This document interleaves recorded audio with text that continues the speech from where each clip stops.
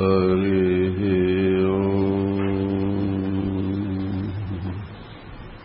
हरि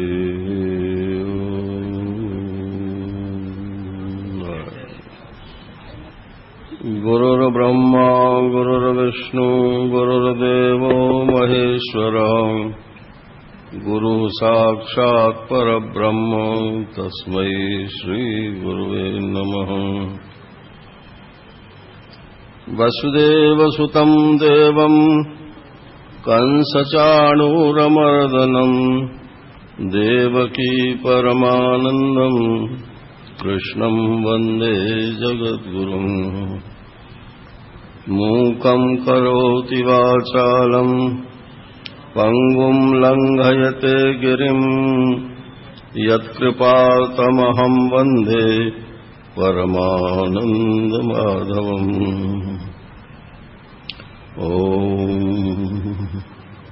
नारायण नारायण नारायण नारायण। श्री कृष्ण गोविंद हरे मुरारे हे नाथ नारायण वासुदेव।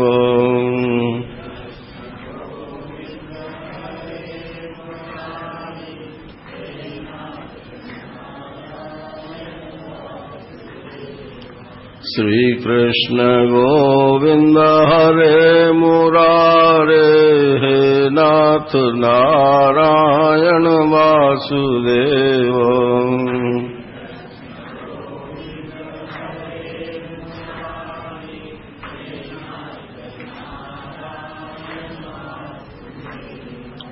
हे नाथ नारायण वासुदेव हे नाथ नारायण वासुदेव।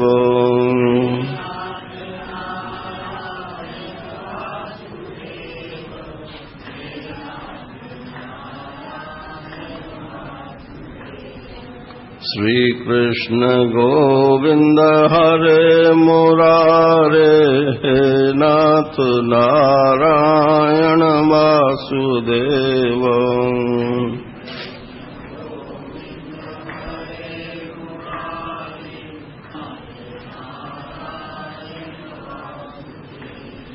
बोलिए वृंदावन बिहारी लाल की जय।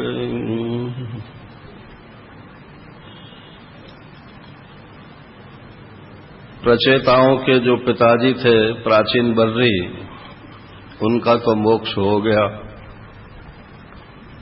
और प्रचेता लोगों की कथा वहीं छोड़ दी थी कि वो समुद्र में घुस करके 10,000 वर्ष तक तपस्या करते रहे। और जो शंकर भगवान ने उन्हें रुद्र गीत बताया था उसका वो नित्य पाठ करते थे।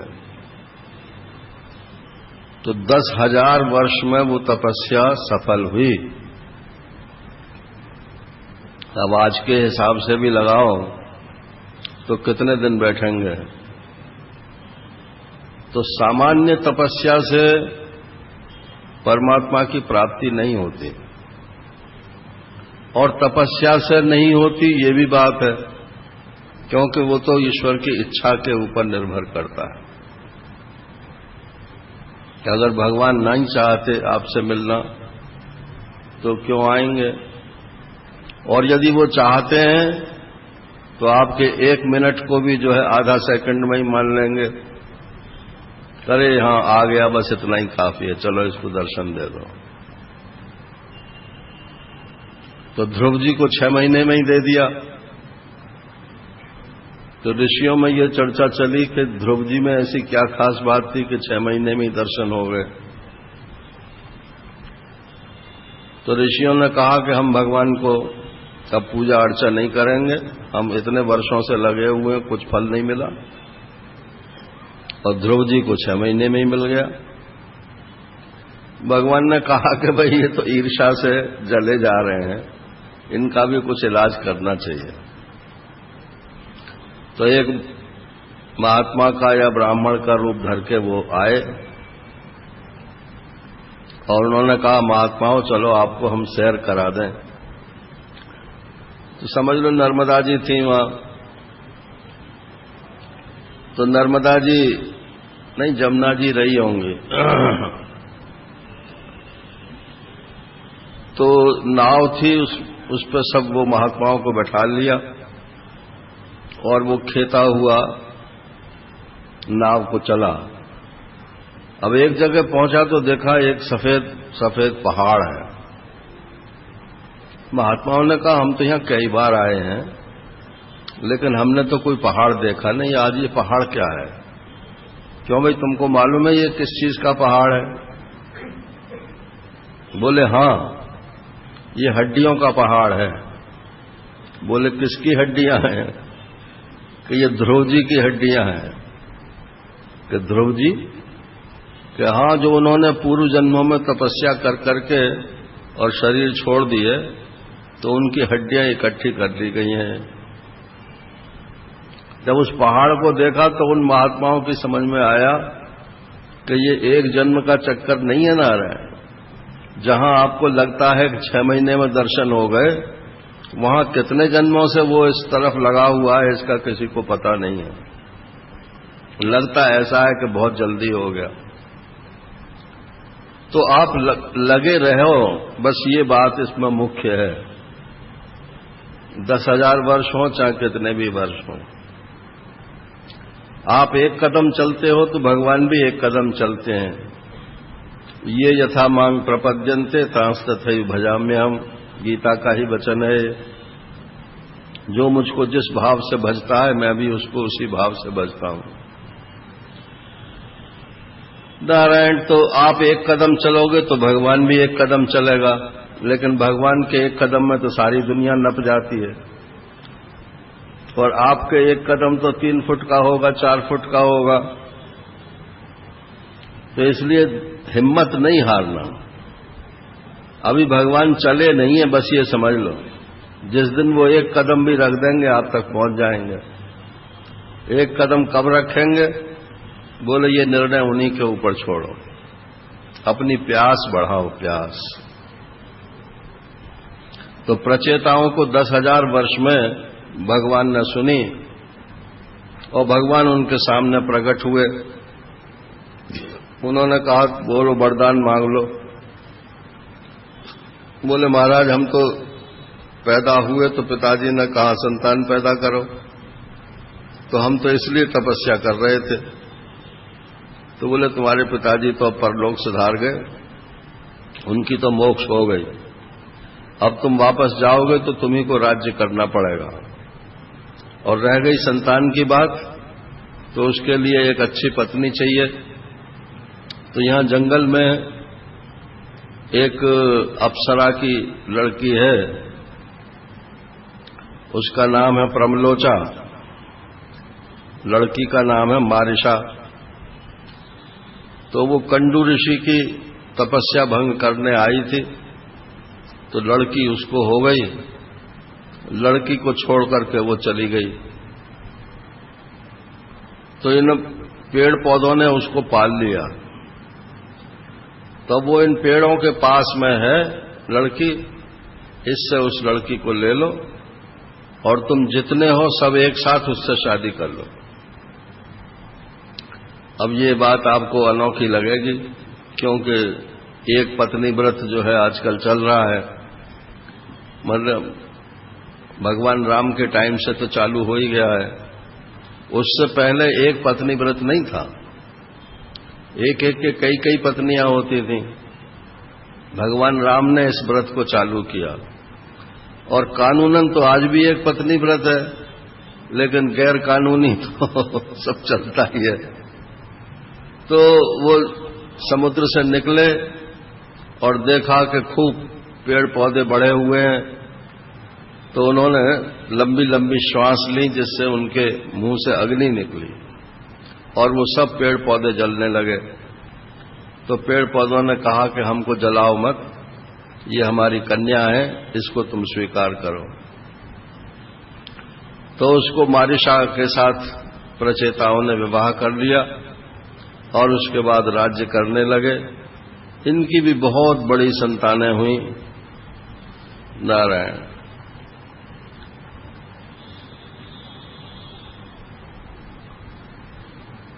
और ऐसे भोग भोगते हुए उनको 10,000 वर्ष तो तपस्या करी, और भोग भोगते हुए 10 लाख वर्ष हो गए ना।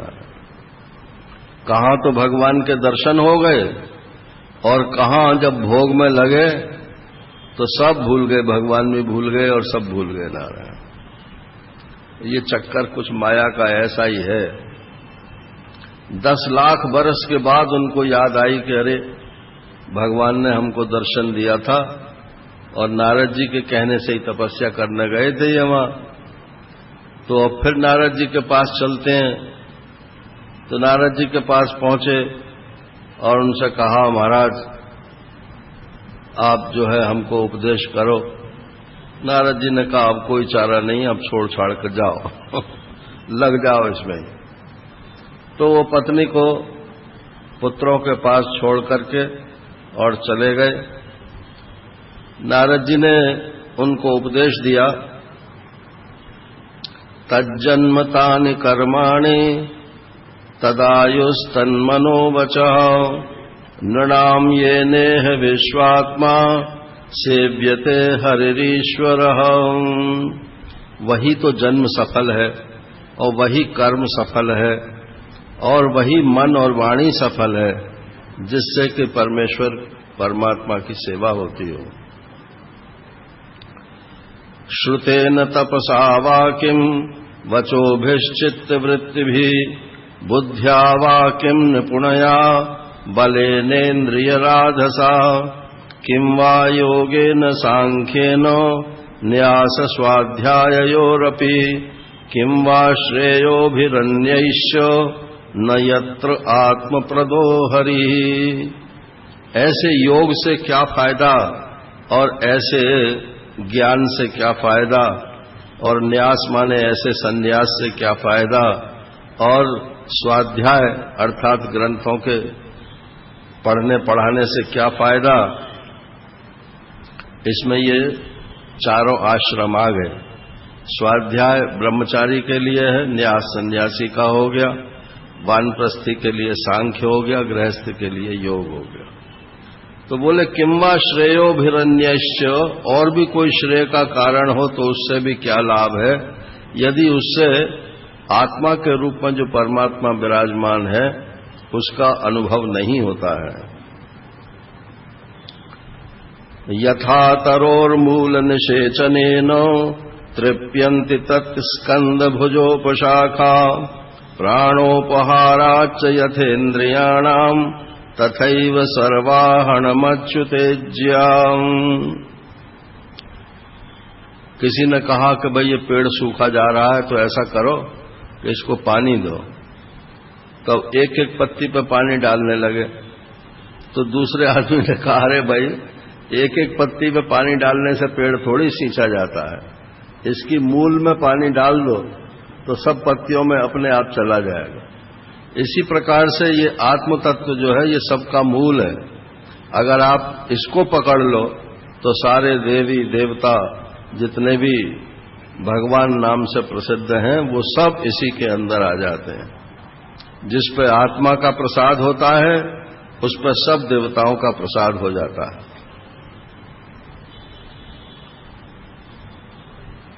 इस प्रकार से नारद जी के उपदेश से उन्होंने भी भगवान को प्राप्त कर लिया और 10 लाख बरस पीछे ही से ही उनकी भी मोक्ष हो गई। ये भागवत में जितने भी दृष्टांत हैं वो तुरंत मोक्ष के नहीं हैं। किसी को कितने ही 1000 बरस पीछे हुआ, किसी को कितने ही लाख बरस पीछे हुआ, क्योंकि ये अंतःकरण जो है ये मलिन जब तक रहता है तब तक मोक्ष का कोई प्रश्न ही नहीं रहता। तो या तो कर्मयोग से ये शुद्ध होता है और कर्मयोग के अंतर्गत ही भक्ति योग आता है। तो कर्मयोग और भक्ति योग इन दोनों से जब ये अंतःकरण शुद्ध हो जाता है तब ये परमात्मा की प्राप्ति की योग्यता इसमें आती है। और कोई कहे कि हमारा तो शुद्ध है, तो बोले आपके मुंह में घी शक्कर, अगर आपका शुद्ध है तो बहुत अच्छी बात है, लेकिन जरा पहचान तो बताओ कि तुम्हारी शुद्धि किस प्रकार की है। अगर संसार में रुचि बनी हुई है, अच्छे लगते हैं विषय संसार के, तो अभी अंतःकरण अशुद्ध ही है। तो कहने से कुछ नहीं बनता है कि हमारा अंतःकरण शुद्ध है। आप सुनते रहो, भगवान का भजन करते रहो, तो ये अंतःकरण अपने आप शुद्ध हो जाएगा। बस ये कथा तो यहाँ चौथे स्कंद पे जो मैत्रेय जी विदुर जी को सुना रहे थे वो समाप्त हो जाती है। विदुर जी अपने घर चले गए वहां से और मैत्रेय जी चुप हो गए। इधर सुखदेव जी और परीक्षित का तो संवाद चल ही रहा है। अब ये 5वां स्कंद यहाँ पूरा हो नहीं, चौथा पूरा होता है, अब 5वां चालू होता है। तो पहला स्कंद था अधिकारी स्कंद, दूसरा था साधन स्कंद, तीसरा था सर्ग स्कंद और चौथा स्कंद हुआ विसर्ग। अब 5वां ये स्थान है। स्थान माने परमात्मा कहाँ रहता है। तो जब वाल्मीकि जी से भगवान ने पूछा कि मैं कहाँ रहूं, तो वाल्मीकि जी ने क्या कहा कि पहले आप ये बता दो कि कहाँ हो नहीं, जहां नहीं होगे तब फिर मैं कह दूंगा कि यहां रहो।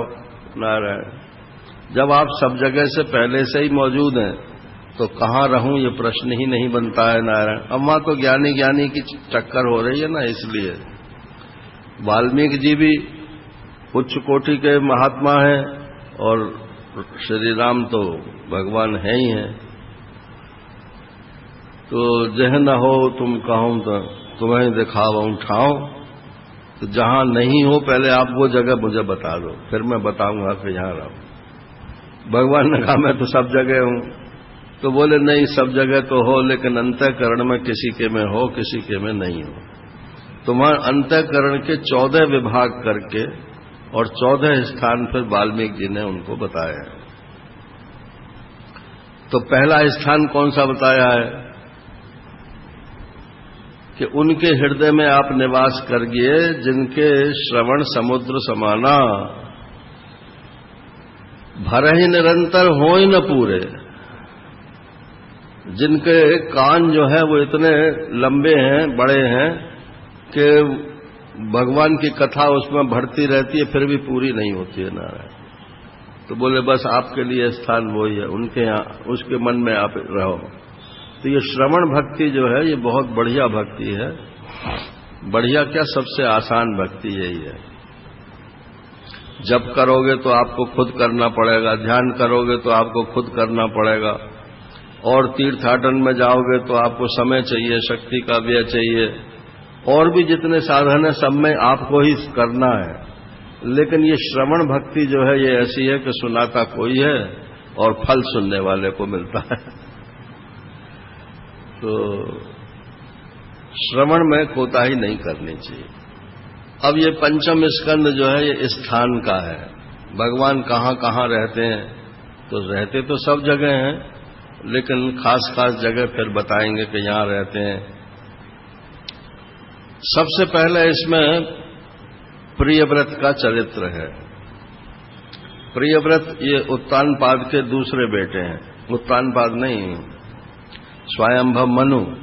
स्वयंभव मनु के 2 बेटे हुए, उत्तानपाद और प्रियव्रत। तो उत्तानपाद के तो ध्रुव हुए, उनका चरित्र तो हो चुका। अब प्रियव्रत की कथा यहां से प्रारंभ होती है। तो उनमें बाबा का असर पहले ही आ गया। नारायण, अब उनका मन ही न लगे संसार में और न राजगद्दी लेने को तैयार। वो कहते न मुझे शादी करनी है, और जिसकी शादी नहीं हो सकती वो राजगद्दी पे भी नहीं बैठ सकता है ना।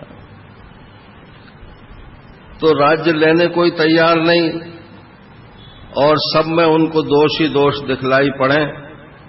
आखिर में उन्होंने कह दिया कि मुझे तो बाबा होना है, मुझे ये सब काम धाम नहीं करना। तो फिर ऊपर एप्लीकेशन भेजी गई। मनु जी आए, मनु जी ने समझाया, नहीं माने। फिर मनु जी ने ब्रह्मा जी को का आह्वान किया, फिर ब्रह्मा जी आए। अब उन्होंने आके समझाया, बोले कि तुम ये क्यों कहते हो कि मैं नहीं करूंगा। मनुष्य करने में स्वतंत्र नहीं है, क्योंकि हम ब्रह्मा हैं, लेकिन ब्रह्मा होने पर भी हम स्वतंत्र नहीं हैं, हमको भी ईश्वर की इच्छा के अनुसार चलना पड़ता है। न तस्य कश्चित तपसा विद्यया वा न योग वीर्येण मनीषया वा नैवार्थ धर्मैः परतः स्वतो वा कृतं विहंतुम तनुभृत् विभूयात्। उनके विधान को, भगवान के विधान को न तो तपस्या से टाला जा सकता है, न विद्या से टाला जा सकता है, न योग बल से टाला जा सकता है, किसी भी तरीके से नहीं टाला जा सकता है। तो तुमको तो शादी करनी है और राज्य करना है, इसलिए अपना आग्रह छोड़ दो और भगवान की आज्ञा समझ करके ये तुम राज्य को स्वीकार करो। अब रह गई ये बात कि तुम फंस जाओगे संसार में अगर शादी कर लोगे और राज्य में हो जाओगे। तो इसमें एक श्लोक लिखा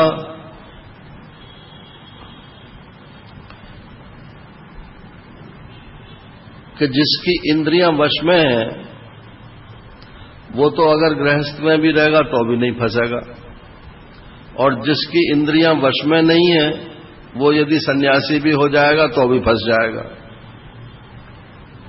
क्योंकि जब इंद्रियों को आदत पड़ी हुई है विषयों में जाने की, तो सन्यास लेने से क्या कोई इंद्रियां जानी बाहर हो जाए, बंद हो जाएंगी? कपड़ा बदलने से क्या होता है नारायण? कर्मकांड भी करा लो तो उससे भी क्या होता है? ये तो जब तक आपका मन सन्यासी नहीं बनता है तब तक बाहर से सन्यास का कोई महत्व नहीं है। और मन अगर सन्यासी हो गया तो जहां हो वहां भी परमात्मा की प्राप्ति आपको हो सकती है। अब वो महाराज छोटे थे तो उन्होंने कहा ठीक है, आप सब इतने बड़े बड़े लोग आए हैं मेरे बात को समझाने के लिए तो मुझे स्वीकार्य है। अब उन्होंने ब्याह कर लिया नारायण, और ब्याह करके ऐसे फंसे कि 11 अरब वर्ष लग गए। 11 अरब वर्ष तक राज्य किया उन्होंने, और वो भूल गए कि मैं संसार में क्यों आया हूं। ये तो उनकी हालत है जो कहते थे कि मैं नहीं फंसना चाहता हूं, और जो फंसावट को समझते ही नहीं है वो तो निश्चित रूप से फंसेंगे ही फंसेंगे। इसके बाद उन्होंने सोचा कि अब तो बहुत टाइम हो गया, अब मुझे बिल्कुल देरी नहीं करनी चाहिए। इसलिए उन्होंने राज्य को बांट करके अपने बच्चों में बांट दिए और स्वयं वो वानप्रस्थ होकर निकल गए। और नारद जी से जाकर के फिर उन्होंने दीक्षा ली। नारद जी तो सबके गुरु हैं, भागवत में जितने गृहस्थ हैं सबके गुरु नारद जी ही हैं। नारद माने होता है नार द, नार माने ज्ञान और दा माने देने वाला। जो ज्ञान का प्रदाता है उसको नारद बोलते हैं। तो ये गुरु के लिए शब्द आता है नारद। बिना गुरु के कोई तर नहीं सकता है। और एक बात और है कि आदमी नहीं होता है गुरु। गुरु कोई आदमी नहीं होता है। गुरु तो ईश्वर का एक नाम है, ईश्वर को ही गुरु बोलते हैं। तो जो अज्ञान के अंधकार को जो नष्ट कर दे उसको बोलते हैं गुरु। गु माने अंधकार और रू माने प्रकाश। तो अज्ञान के अंधकार को जो नष्ट कर दे उसको बोलते हैं गुरु। अब बोले गुरु तो हमने धारण कर ली ना, ऐसे बोलते हैं अपने यूपी में।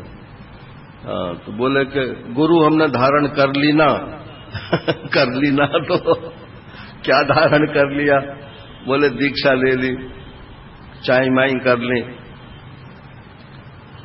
शादी में जो फेरे होते हैं ना उसको चाई माई बोलते हैं तो क्या फेरे लेने से शादी हो गई? नारायण,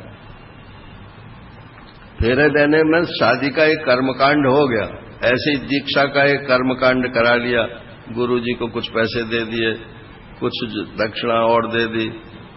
नारायण, तो गुरुजी ने एक मंत्र दे दिया। हमारे महंत जी महाराज बोलते थे, बोले मंत्र माने जो मन को तर कर दे उसका नाम मंत्र। मत्री गुप्त भाषणे, मत्री धातु जो है वो गुप्त भाषण में होती है, इसीलिए कहते हैं कि गुरु का दिया हुआ मंत्र किसी को बताना नहीं चाहिए। तो किसी का मतलब ये नहीं है कि किसी को भी नहीं बताना चाहिए, माने उसका विज्ञापन नहीं करना चाहिए। रामानुजाचार्य जी ने तो शिखर पर चढ़ करके और अपने गुरु मंत्र का जोर जोर से उच्चारण करना शुरू किया। तो किसी शिष्य ने जाके गुरु जी से कहा, महाराज वो तो आपके मंत्र को इतनी जोर जोर से सुना रहे हैं, तो उन्हें तो पाप लगेगा। बुलाया उनको, तो बोले हाँ महाराज पाप लग जाएगा, कोई बात नहीं है, लेकिन जो लोग सुनेंगे, ये भी तो आपने ही कहा है कि इस मंत्र को जो सुनेंगे उसका मोक्ष हो जाएगा। तो अगर 1000 आदमी सुन लिए और उनका मोक्ष हो गया और मैं अकेला पाप लग करके और मैं नरक में चला गया तो मुझे स्वीकार्य है, मुझे कोई परेशानी नहीं है। तो नारद जी ने कहा कि ठीक है, अब तुम घर से निकल आए तो इस तरीके से ध्यान करो और इस तरीके से भगवान का स्मरण करो, वो मुक्त हो गए। अब इनके पुत्र हुए आग्निद्र। आग्निद्र बड़े तेजस्वी हुए, इनके भी बहुत सारे बेटे हुए, और आग्निद्र के हुए नारायण नाभि। नाभि माने जिनके ऋषभ देव जी हुए, ऐसा समझ लो। अब ये ऋषभ देव जी का चरित्र यहां से प्रारंभ हो रहा है। तो राजा नाभि की पत्नी थी मेरु देवी। तो मेरु देवी और नाभि से जो संतान पैदा हुई वो बड़ी अच्छी संतान पैदा हुई। उसी में ये आपके ऋषभ देव जी प्रकट हुए। ये भगवान के अंशावतार माने जाते हैं। तो एक ऋषभ देव तो जो जैनियों के तीर्थंकर हैं वो हैं, और एक ऋषभ देव वो हैं जो कि ये भागवत में हैं। तो दोनों एक नहीं है। क्यों दोनों एक नहीं है? कि ये तो ईश्वरवादी हैं भागवत के जो ऋषभ देव हैं, और जो जैनियों के ऋषभ देव हैं वो ईश्वर को नहीं मानते हैं। ये दोनों में मूल अंतर है। तो एक दफा महाराज श्री ऐसे ही कह रहे थे, तो बोले कि महाराज ये वही ऋषभ देव है ना जैनियों के? तो उन्होंने कहा हाँ वही है। तो फिर दूसरे ने टोक दिया कि वही कैसे हो सकते हैं? तो बोले भाई एक ही नाम के अगर दो व्यक्ति हों तो ये तो निश्चय करना पड़ेगा कि कौन क्या है।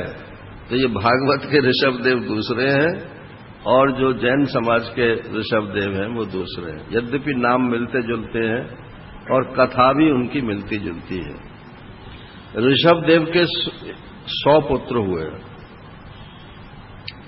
अब ये 100 की गिनती तो ऐसी है, अब 11-12 बच्चे तो अभी तक होते रहते थे और पहले 100 बेटे हो जाते थे फिर भी स्त्रियां स्वस्थ रहती थी। अब कहते हैं कि अब 1 से 2 मत करो, नहीं तो स्त्रियों का स्वास्थ्य खराब हो जाएगा। तो अपने आप ही खराब होगा जब भोग वृत्ति बढ़ेगी। स्वास्थ्य का संबंध तो भोग से है, न कि बच्चे पैदा करने से। तो खैर, तो इनके 100 बेटे हुए। 100 में से 9 तो महात्मा हो गए, जो 9 योगेश्वर हैं जिनका वर्णन 11वें स्कंद में आता है। तो 9 तो महात्मा हो गए, और एक राजा भरत जो थे वो सबसे बड़े थे। वो इनके ऋषभदेव के बाद वो राजा हुए, और भरत के नाम से ही हमारा ये भारतवर्ष कहलाता है। पहला इसका नाम अजनाभ वर्ष था, लेकिन राजा भरत इतने प्रतापी हुए कि इसका नाम बदल करके भारतवर्ष हो गया। अब रह गए, और 81 पुत्र जो थे वो वेद के विद्वान हुए, और वेद में भी कर्मकांड के विद्वान हुए। तो इसमें लिखा है, 11वें स्कंद में भी लिखा है और यहां भी लिखा है कि ये ब्राह्मण हो गए, थे तो क्षत्रिय लेकिन ये ब्राह्मण हो गए, अर्थात ये यज्ञ करते भी थे और कराते भी थे, क्योंकि कराने का अधिकार ब्राह्मणों का ही है, इसलिए ब्राह्मण हो गए का मतलब है ये यज्ञ कराते भी थे। अब ऋषभदेव जी का जो अवतार हुआ अंशावतार, ये इसलिए हुआ कि मनुष्य संन्यास तो ले लेता है लेकिन रहता वैसा ही है जैसे गृहस्थी में रहता था। तो कैसे रहना चाहिए सन्यासी को, और सन्यासी में भी दो कोटियां हैं, एक अवधूत कोटि है और एक सामान्य कोटि है, हंस परमहंस इत्यादि। हंस और कुटीचक और बहुधक ये एक कैटेगरी है, और परमहंस जो है ये अवधूत कहलाते हैं। तो अवधूत के ऊपर कोई नियम लागू नहीं होता है, और हंस हंस और कुटीचक और बहुधक इनके ऊपर सन्यास के नियम लागू होते हैं। तो एक बार ये घूमते घूमते बिठूर पहुंच गए, कानपुर के पास ब्रह्मावर्त। वहां जाकर के इन्होंने एक बहुत बड़ा सत्र किया। उस सत्र में उनके बेटे भी आए हुए थे, 100 के 100 बेटे। अब वहां उन्होंने अपने बेटों के बहाने से सबको उपदेश देना प्रारंभ किया। ये उपदेश भी अच्छा है। नायम देहो देह भाजाम नृलोके कष्टान कामान अर्थये विडभुजाम ये तपो दिव्यम पुत्रका ये न सत्वम शुद्धेत यस्मात् ब्रह्म सौख्यम त्वनंतम। बोले हे पुत्र का, माने हे बेटे, प्यारे बेटे, ये डिमिनिटिव सेंस में है। पुत्र माने तो बेटा हो ही गया। पुत्र का, छोटे छोटे बच्चों, नायम देहो देह भाजाम, ये देह जो है ये विषय भोग के लिए नहीं है। कष्टान कामान अर्हते विडभुजाम, ये जो भोग हैं इंद्रियों के, ये तो गांव के जो कुत्ते और सूअर हैं उनको भी भगवान दे देता है, क्योंकि जितनी इंद्रियां जिसके पास हैं उन सब के भोग पहले से ही बने हुए हैं। ये तो तप के लिए मनुष्य शरीर मिलता है, और तपो दिव्यम पुत्र का ये न सत्वम, इससे क्या होता है कि जो अनंत ब्रह्म है, उस अनंत ब्रह्म का जो अनंत सुख है वो उसको प्राप्त हो जाता है। ये और किसी योनि में संभव नहीं है। ये बात हर मनुष्य को विचार करनी चाहिए कि हम अपना सारा जीवन खपा किस में रहे हैं और किस लिए खपा रहे हैं। सुख के लिए ना, तो कौन से सुख के लिए? अगर इंद्रियक सुख के लिए खपा रहे हैं तो वो तो सब योनियों में प्राप्त होता है, और ब्रह्म सुख के लिए यदि हम अपने जीवन को लगाते हैं तो यही मनुष्य जीवन की विशेषता है। महत् सेवाम द्वारमाहुर्विमुक्ते स्तमो द्वारम योषिताम संगी संगम महांतस्ते समचित्ता प्रशांता विमन्यवः सुहृदः साधवो ये। महान पुरुषों की जो सेवा है वो तो मोक्ष का द्वार है। और स्त्री संगम, स्त्री संगी मनुष्यों का जो साथ है, मैंने सुबह बताया था कि जो सेक्स में ही रचे पचे रहते हैं, चाहे वो स्त्री हो चाहे वो पुरुष हो, ऐसे लोगों का जो संग है वो तमोद्वारम, वो तो नरक का द्वार है। उससे आगे जो योनि मिलेगी उस योनि में बुद्धि नहीं मिलेगी आपको, क्योंकि बुद्धि का उपयोग इसमें नहीं होता। इंद्रिय भोग में बुद्धि का उपयोग नहीं होता है। बुद्धि का उपयोग तो सिर्फ उनकी वैरायटी उत्पन्न करने में होता है। तो ये तो जो पशु पक्षी हैं, ऐसी बुद्धि तो ये सबको प्राप्त हो ही जाती है। पराभवस्तावद अवबोध जातो यावन्न जिज्ञासत्वात्मतत्वम् यावत् क्रियास्तावदिदं मनो वै कर्मात्मकं येन शरीरबन्धम्। यावन्न जिज्ञासत आत्मतत्वम, जब तक आत्मतत्व की जिज्ञासा नहीं होती है। ये भी अंतःकरण शुद्धि की पहचान है। जैसे अंतःकरण शुद्ध हो गया किसी का, तो उसमें दो प्रकार की इच्छाएं उत्पन्न हो सकती हैं। एक तो ये कि मैं भगवान को प्राप्त करूं, माने भगवान मेरे से अलग कहीं हैं, कुछ हैं, और उनको मैं प्राप्त करूं। एक तो ये इच्छा है। और एक ये इच्छा है कि जिसको भगवान कहते हैं शास्त्र में, और जिसको आत्मा कहा गया है शास्त्र में, वो और आत्मा और परमात्मा को शास्त्र में एक बताया गया है, उस एकता को हम अनुभव कर लें। ये जिज्ञासा जब पैदा हो जाए, इसको आत्म तत्व की जिज्ञासा बोलते हैं। तो ये शुद्धि के दो प्रकार हैं। जैसे एक शुद्धि तो भगवान की भक्ति में लगाता है, और एक शुद्धि जो है वो तत्वज्ञान में लगाता है। तो जो तत्वज्ञान में लगाता है वो शुद्धि ज्यादा हाई ऑर्डर की है, और जो भगवान की भक्ति में लगाता है वो थोड़े कम ऑर्डर की है। और जो संसार में लगाता है वो तो अभी अशुद्ध है ही है, उसका तो कोई जिक्र ही नहीं है। एवं मना कर्मवशं प्रयुङ्क्ते अविद्यया आत्मनि उपधीयमाने प्रीतिर्न यावन्मयि वासुदेवे न मुच्यते देह योगेन तावत्। ये मनुष्य कर्मों में लगता ही क्यों है? कर्म क्यों करते हैं? कि वासना है। वासना क्यों है? कि हम अपने आत्मा के स्वरूप को नहीं जानते, परमात्मा के स्वरूप को नहीं जानते।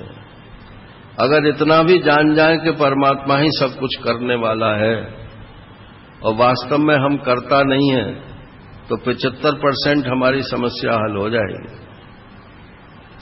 क्योंकि परमात्मा करने वाला है और मैं वो कराने वाला है और मैं करता हूं, इससे समस्या हल नहीं होगी। करने वाला भी वही है और कराने वाला भी वही है। जैसे चाहे करावे और जैसे चाहे करे, हमें तो सिर्फ उसको स्वीकार करना है। Yes sir, yes sir. सन्यासी का मंत्र है ओम। ओम माने yes sir, very well sir, yes sir. आपकी ऐसी इच्छा है तो हमारी भी ऐसी इच्छा है। जब तक परमात्मा वासुदेव में प्रीति नहीं होती, वो देह बंधन से छूट नहीं सकता। ऐसा हे पुत्रो, इस शरीर के बारे में विचार करना चाहिए। और अंत में ये बात बताई कि कर्माशयम हृदय ग्रंथि बंधम अविद्यया अविद्यया असादितम अप्रमत्तः अनेन योगेन यथोपदेशम सम्यग् व्यपोह्योपरमेत योगात्। ये कर्मों का आशय माने घर, कर्मों के रहने की जगह, कर्म संस्कार जहां जाकर इकट्ठे होते हैं, उसको बोलते हैं चित्त। चित्त और चैतन्य। चित्त कैसे लिखते हो?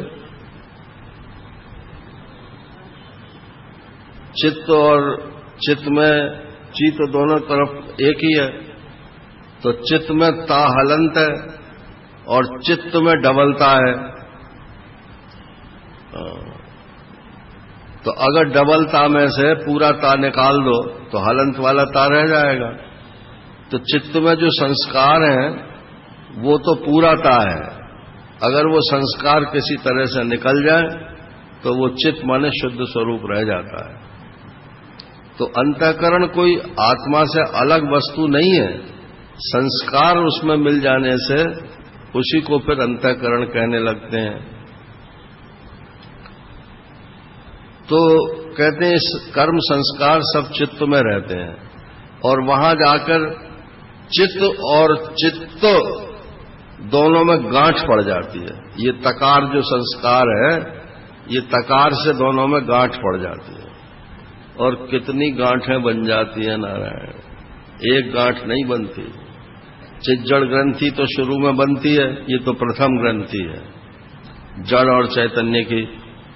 फिर इससे मैंपना स्फुरित होता है, फिर मैंपने से मेरापना स्फुरित होता है, और फिर भोग ग्रंथि बनती है। मैं, मेरी पत्नी अथवा मेरे पुत्र आदि। और फिर शास्त्र ग्रंथि बनती है। मेरा यज्ञोपवीत हुआ, छोटी जनेऊ मैंने रखी, अब संध्या वंदन करना मेरा फर्ज बनता है। नारायण, ये कर्तव्य की ग्रंथि जो है, ये शास्त्र की ग्रंथि है। एक ग्रंथि नीवी वस्त्र की ग्रंथि है। अब कटी वस्त्र पहनते हैं तो या तो उसमें गांठ लगाओ भाई, और या तो उसमें कुछ और ढंग का करो जिससे फिसले नहीं बाकी तो गांठ ही बोलते हैं उसे।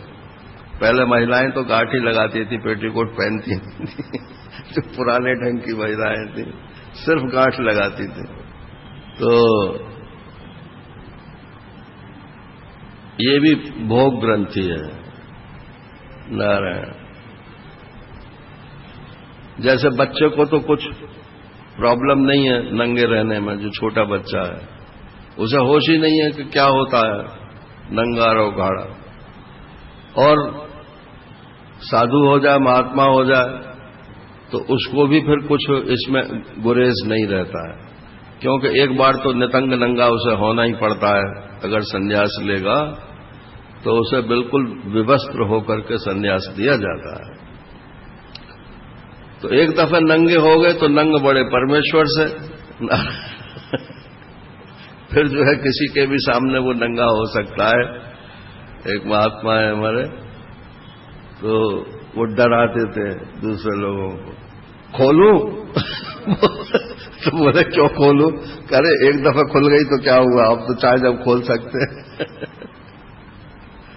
तो ये नीवी मोक्षा स मोक्षा, ये गांठ खुल गई तो समझ लो बस मोक्ष हो गई।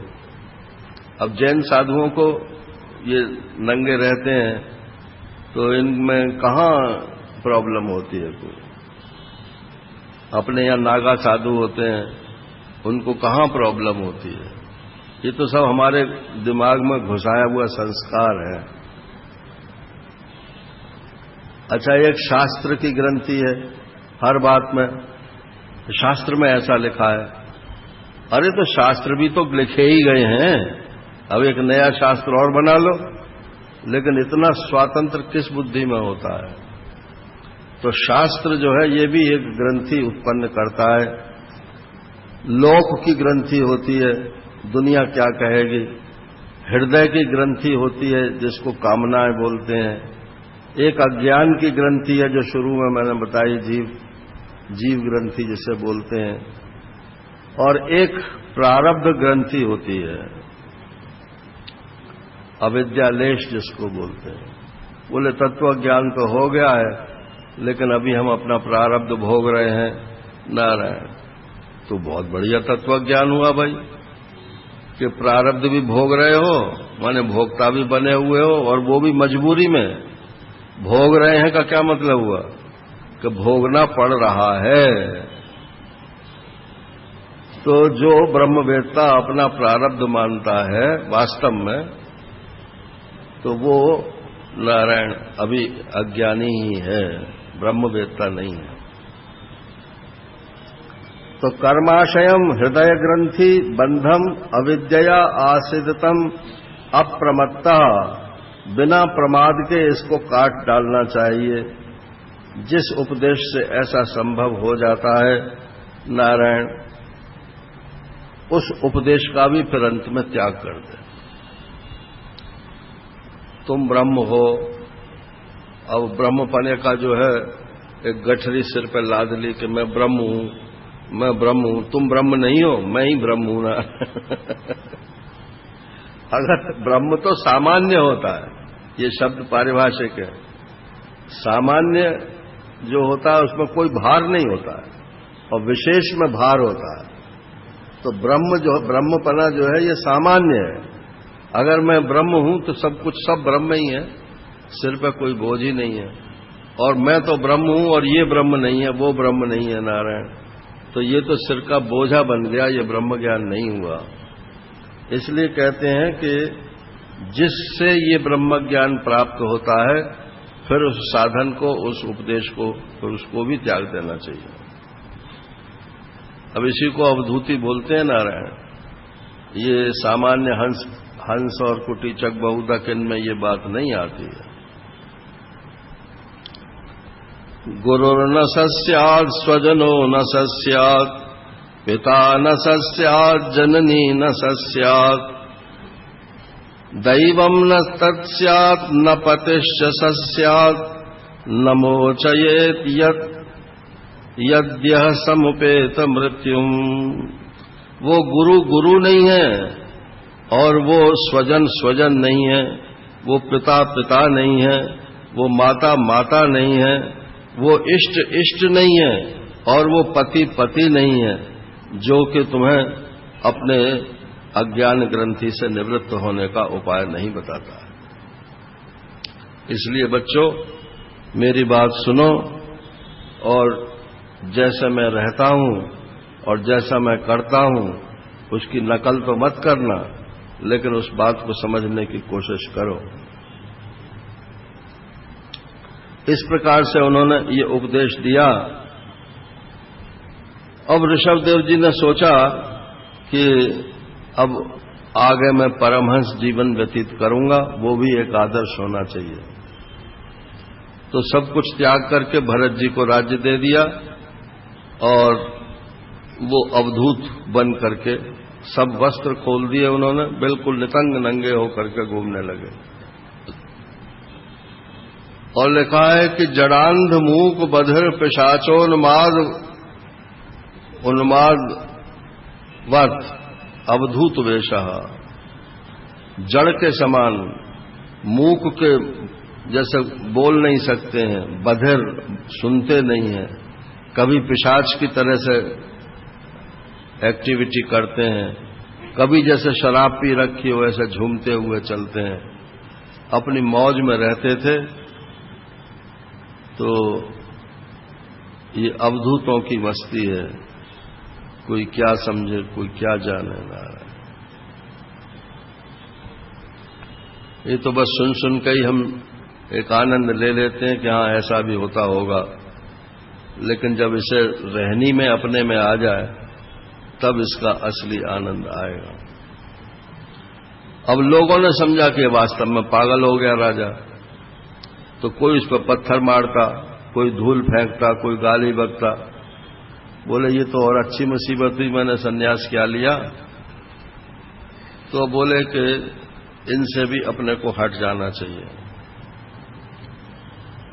तो उन्होंने अजगर वृत्ति धारण कर ली, बस एक जगह पड़े रहते थे और पड़े पड़े ही मलमूत्र का त्याग कर देते थे और फिर उसको वहां से हटाते भी नहीं थे, उसी में लोटपोट हो जाते थे। और सारा शरीर फिर कोई सफाई भी नहीं करने वाला था, सेवक नहीं रखते थे कि सफाई करे। लेकिन इसमें लिखते हैं कि उनके मल और मूत्र में दुर्गंध नहीं थी, इतनी सुगंध थी कि जब हवा चलती थी तो कोसों तक वो सुगंध फैलती थी। तो ये योग साधना का फल है। श्वेताश्वतर उपनिषद में ये बात लिखी हुई है।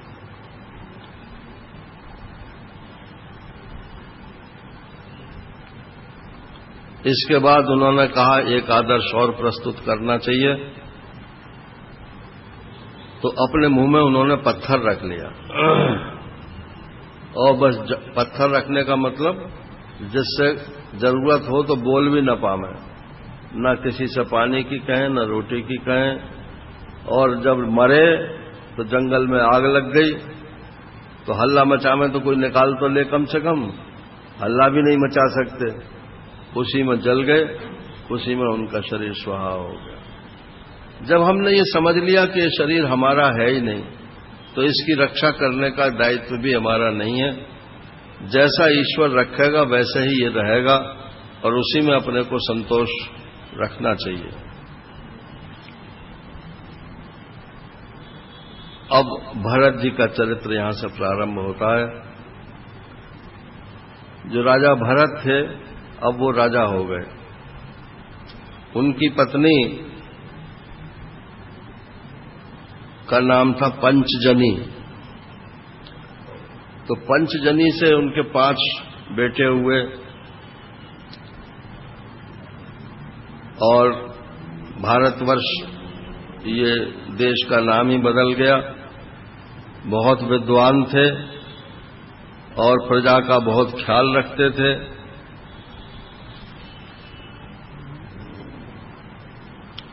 और भगवान के प्रति कर्मयोग करते थे, माने उनको अर्पित कर करके और सब कर्मों को करते थे।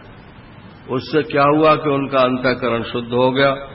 और जब अंतःकरण शुद्ध हो गया तो इतने में 1 करोड़ वर्ष निकल गया ना।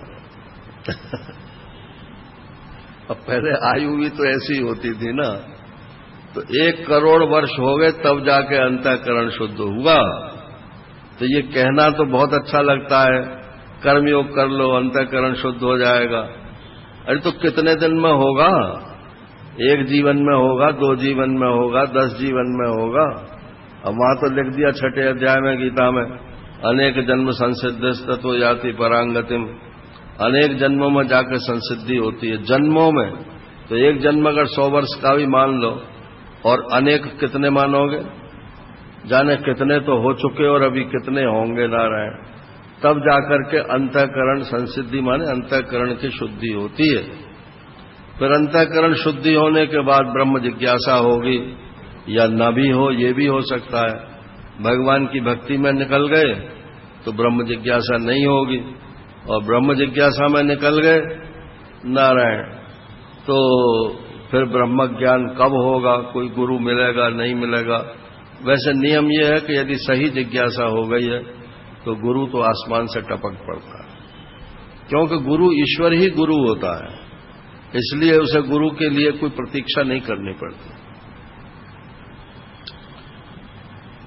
अब उन्होंने देखा कि 1 करोड़ वर्ष हो गए तो अब लगता है हमारा प्रारब्ध तो अब समाप्ति पे होगा, इसलिए अब उन्होंने भी अपना राज्य बांट दिया अपने पुत्रों में। और इसके बाद वो पुलह आश्रम चले गए। ये नेपाल में चला गया है। पुलह आश्रम चले गए। वहां जाकर के गंडकी नदी है जहां से शालिग्राम ये प्राप्त करते हैं, वहां पर स्नान करते और वहां रह करके भगवान का भजन करते। सारी विषय अभिलाषाओं से निवृत्ति हो गई थी, लेकिन क्या है वो कोढ़ में खाज वाली बात, कोढ़ हो गया, उसमें भी खुजली हो गई, तो खुजाते खुजाते पानी निकलने लगता।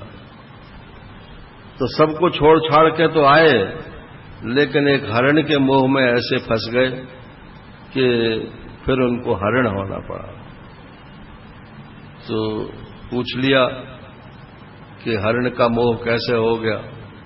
तो बोले एक दिन वो बैठे बैठे माला जप रहे थे तो नदी के किनारे, तो देखा कि एक हरिणी आई, गर्भिणी थी वो, और पीछे से सिंह ने मारी दहाड़। तो उस सिंह के दहाड़ के मारे वो डर गई, और डर के जब वो भागी तो उछली।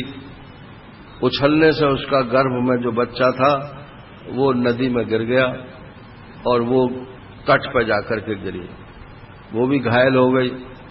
तो वहां से उठ करके वो किसी गुफा में चली गई और वहीं उसकी डेथ हो गई।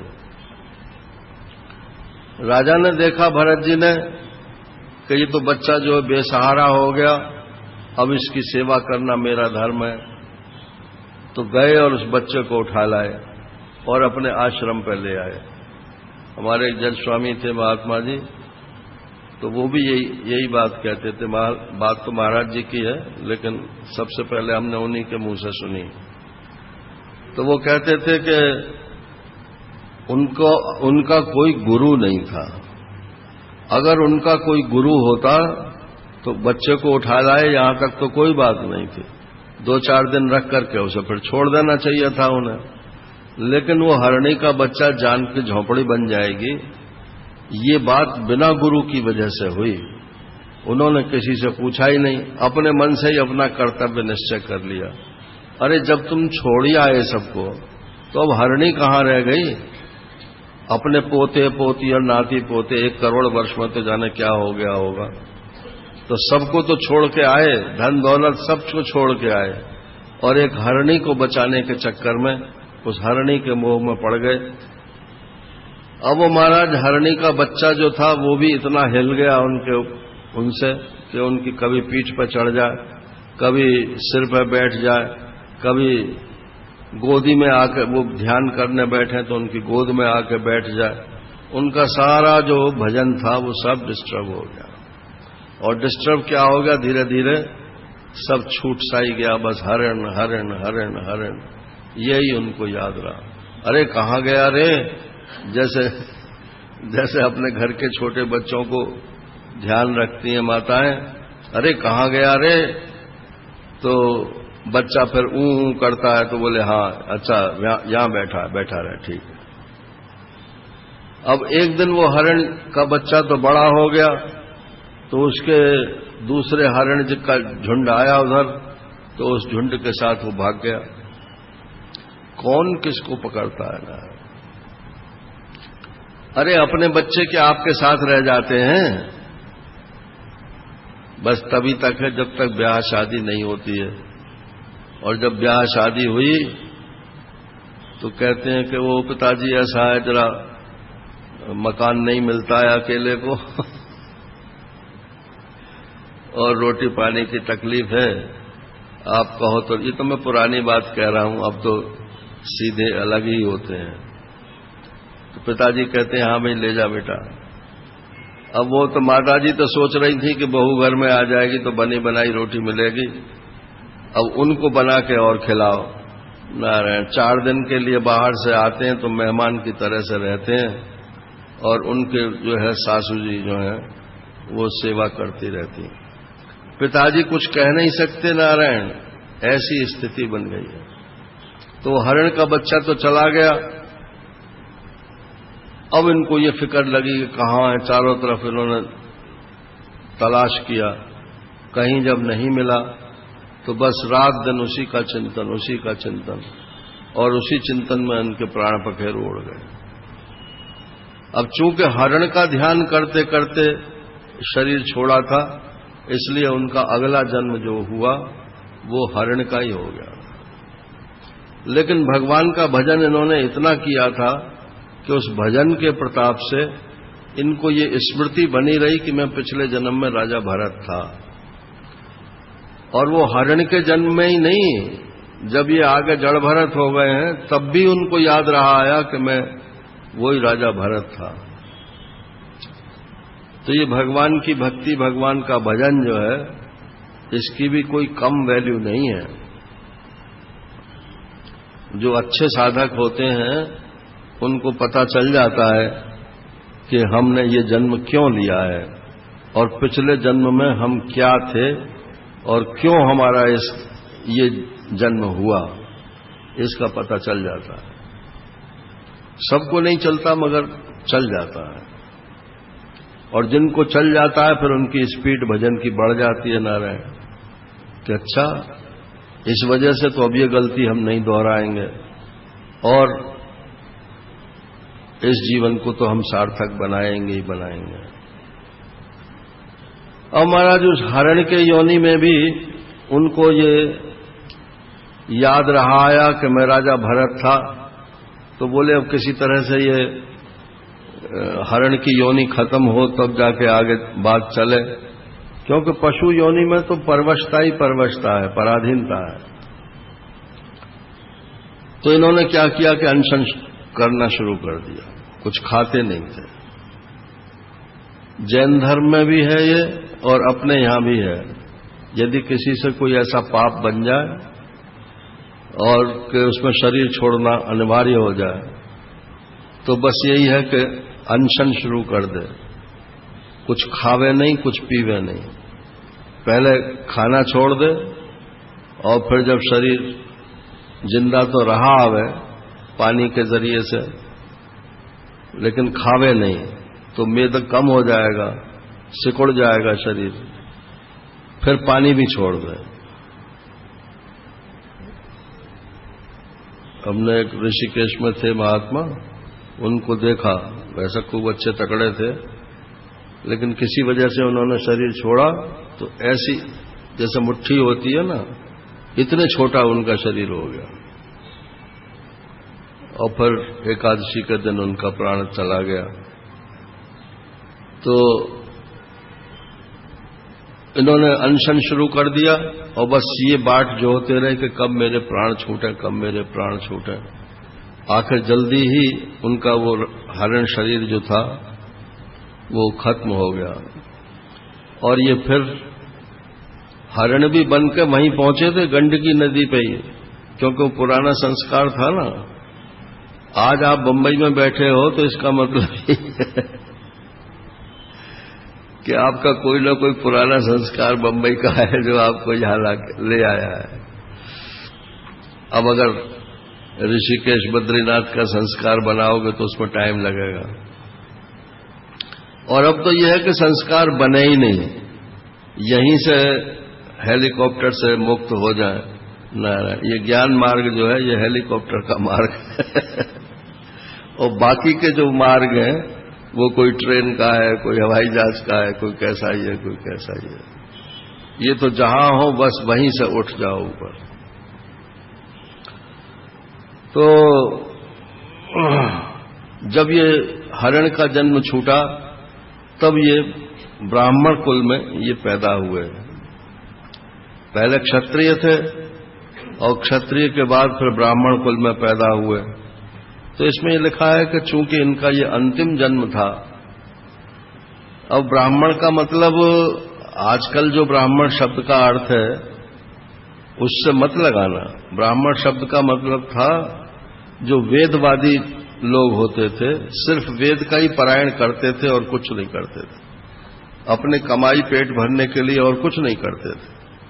यज्ञ करना, यज्ञ कराना, शास्त्र पढ़ना, शास्त्र पढ़ाना, यही जिनका काम था। और दान देना, लेना तो सब जानते हैं, लेकिन ब्राह्मण के धर्मों में यह भी है दान देना और दान लेना। तो दान जो लिया जाता है उससे तो उनकी गुजर चल जाती थी, और वो मान लो किसी ने 10 रुपए दे दिए और उसमें से आपने 1 रुपया दान कर दिया, तो आप अपने ब्राह्मण धर्म का पालन कर रहे हो। कमाओ तो भी दो, और कोई दूसरा दे दे तो उसमें से भी दो। दान लेना और दान देना ये गृहस्थ धर्म के अंतर्गत बातें हैं। तो ये ब्राह्मण कुल में पैदा हुए, इसको कहते हैं कि ये अंतिम जन्म था इनका। इसलिए ये प्रारंभ से ही इनको बस इन्होंने कोई साधना नहीं की, सीधा ब्रह्म ज्ञान हो गया, पैदा होते ही ब्रह्म ज्ञान हो गया। तो अपने यहां इस पर विचार है वेदांत शास्त्र में कि सीधे ही कैसे हो गया। तो बोले उनका बस यही प्रतिबंध था, ज्ञान तो इनको हो गया था उसी शुरू वाले जन्म में ही, लेकिन वो आसक्ति जो हो गई हरण में, उस वजह से वो ज्ञान जो था वो बंध गया, वो खिला नहीं, और ज्ञान न खिलने की वजह से उनको ये 3 जन्म लेने पड़े। तीसरे जन्म में वो आसक्ति समाप्त हो गई, तो बस प्रतिबंध हटा और ज्ञान हो गया। तो ये ज्ञान हुए हुए ही पैदा हुए, लेकिन पिताजी को तो कुछ पता था ही नहीं। इनको ये स्मरण था कि मैं वही राजा भरत हूं, जो तब से मैं लगा हुआ हूं इसी में, और इनको यही डर लगता था कि फिर किसी हरण का चक्कर ना पड़ जाए। ये क्या बोलते हैं इसको, मृग तृष्णा। सब हरण के ही चक्कर में हैं, क्षमा करना, ये मृग तृष्णा के चक्कर में है। मृग तृष्णा में कोई जल नहीं होता है, लेकिन यहां सुख मिलेगा, पानी मिलेगा, प्यास बुझेगी, इसी चक्कर में सब लोग पड़े हुए हैं।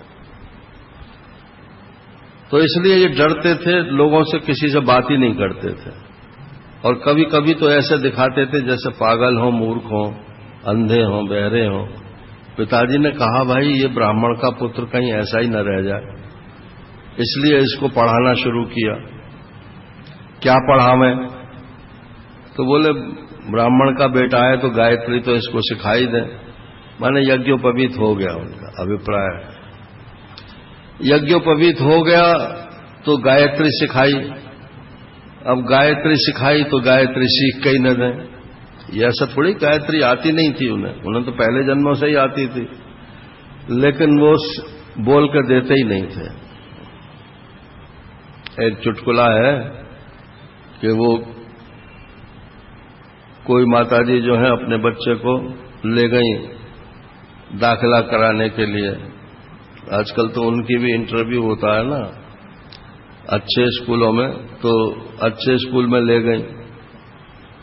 तो उन्होंने कहा कौन सी क्लास में एडमिशन चाहते हैं? तो उन्होंने बताया कि हम 3rd में चाहते हैं। बोले नहीं नहीं, हमारे यहां तो 1st में होता है सबसे पहले दाखिला। बोले आप टेस्ट ले लीजिए, इसने सब कुछ याद कर रखा है। हाँ सुना बेटा। अब वो चुप। तो उसने टीचर ने कहा कि हाँ बोल बेटा, ABCD याद है तुझे? तो कोई चुप। बोल बोल। ए के बाद क्या? अब ना ए बोले ना बी बोले। बड़ी मुश्किल से फिर वो बोला ए। बोले फिर आ गए, फिर चुप। अब महाराज वो बोल के ही नहीं दिया। अब वो उसने कहा इसका एडमिशन नहीं हो सकता, ये तो डलर्ड है, इसे ले जाओ आप। अब ले आई उसे वो। अब घर में आके वो मार पिटी उस पर। बोले तेने वहां पे घर पर तो सब सुनाता है और वहां पे ए के बाद कुछ बोला ही नहीं। तो बोले मैं तो इसलिए नहीं बोला कि अगर मैं ए बोल देता तो फिर कहती वो कि बी बोल, और बी बोल तो फिर कहती कि सी बोल, तो इसलिए मैंने पहला अक्षर ही नहीं बोला। तो ये तो चुटकुलाया जा रहा है, लेकिन ऐसे ही इन्होंने सोचा कि ओम भूर्भुवः स्वः, बोले ओम ही बोल के मत दो। अगर ओम बोल दिया तो फिर कहेगा भू बोल, भू बोल दिया तो भुवा बोलेगा। तो अक्षर कोई बोल करके उसने नहीं दिया। अब उसके पिता बड़े परेशान। आखिर को पिताजी की तो मृत्यु हो गई। और उनके जो भाई थे उन्हें तो कुछ इसके बारे में इल्म था ही नहीं, और वैसे भी ब्राह्मण होने के नाते से वेद को तो समझते थे, लेकिन वेद के कर्म कांड को ही वो महत्व देते थे। तो आत्मा वात्मा की बात जो कोई करे उसको तो बावला आज भी समझते हैं। उस जमाने की बात नहीं है, आज भी बात समझते हैं। वहां इंदौर में एक माताजी आई तो उन्होंने माने इसलिए आई थी वो कि हम कुछ सहायता करें उनकी। क्या प्रॉब्लम है? कि उनका बेटा जो है भगवान कृष्ण की भक्ति करता है। तो मैंने कहा ये तो आज बहुत बढ़िया बात है, भगवान कृष्ण की। अजी उसकी शादी भी हो गई है। तो मैं शादी हो गई है तो क्या बात है, भगवान की भक्ति करने में क्या प्रॉब्लम है? उसके एक लड़का भी है। तो मैंने कहा वो तो और भी अच्छी बात है, उसमें भी संस्कार आ जाएगा। कि नहीं तो फिर कमाई तो करनी पड़ेगी।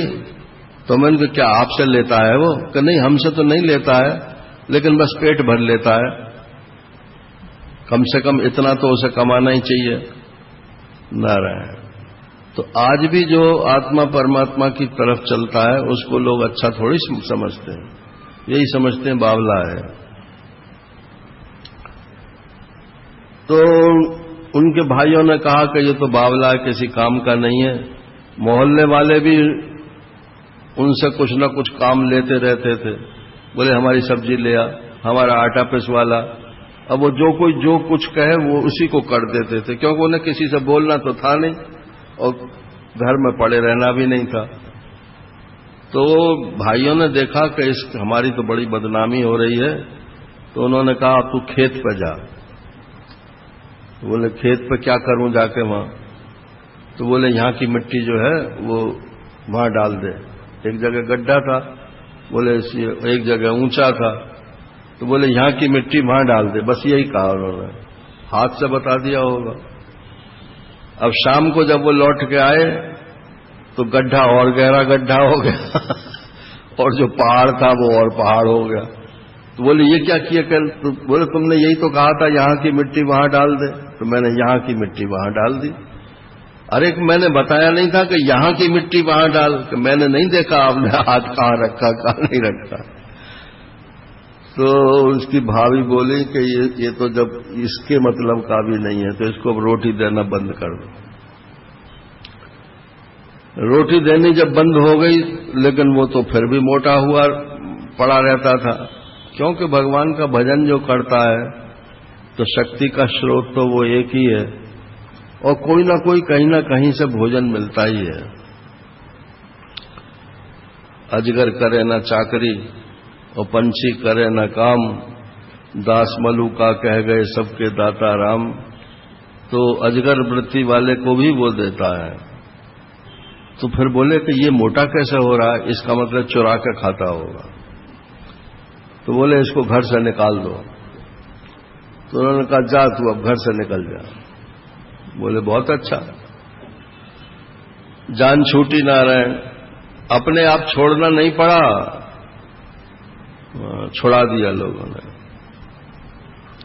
एक महात्मा थे, हमारे घर आए थे, बहुत दिन पहले की बात है। तो मैंने उनसे यही प्रश्न पूछा था, मन की संसार कैसे छूटे? तो बोले कि अपने को अनुपयोगी बनाओ जब तक आप अपने को उपयोगी सिद्ध करते रहोगे तब तक कोई तुम्हें छोड़ने वाला नहीं है और जब देखाएंगे कि ये तो अनुपयोगी है, किसी के मतलब का ही नहीं है, तो सब खुद ही छोड़ देंगे, तुम्हें छोड़ना नहीं पड़ेगा। तो अब ये घर से निकाल दिए गए, जाके वहां खेत पे पड़े रहे, सो गए रात को। अब वहां एक किसी कबीला का सरदार था, उसने कुछ मन्नत मानी थी कि मैं आदमी की बलि दूंगा अगर मेरे लड़का हो जाए तो। अब लड़का हो गया तो बोले अब बलि दो। बलि के लिए आदमी कहां से आवे? तो डाकू लोग भेजे गए। तो बोले देखो कोई अच्छा ताजा मोटा ताजा हो उसे पकड़ लाओ। तो इन्हीं के गले में फंदा फिट आया, तो उनको उठा कर ले गए सब, डंडा डोली पाल की जय कन्हैया लाल की ले जाके वहां रख दिया। तो अब इन्हें कुछ नहीं, तो उनकी खूब निलाई हुई, फिर पुजाई भी हुई, फिर खिलाई भी हुई।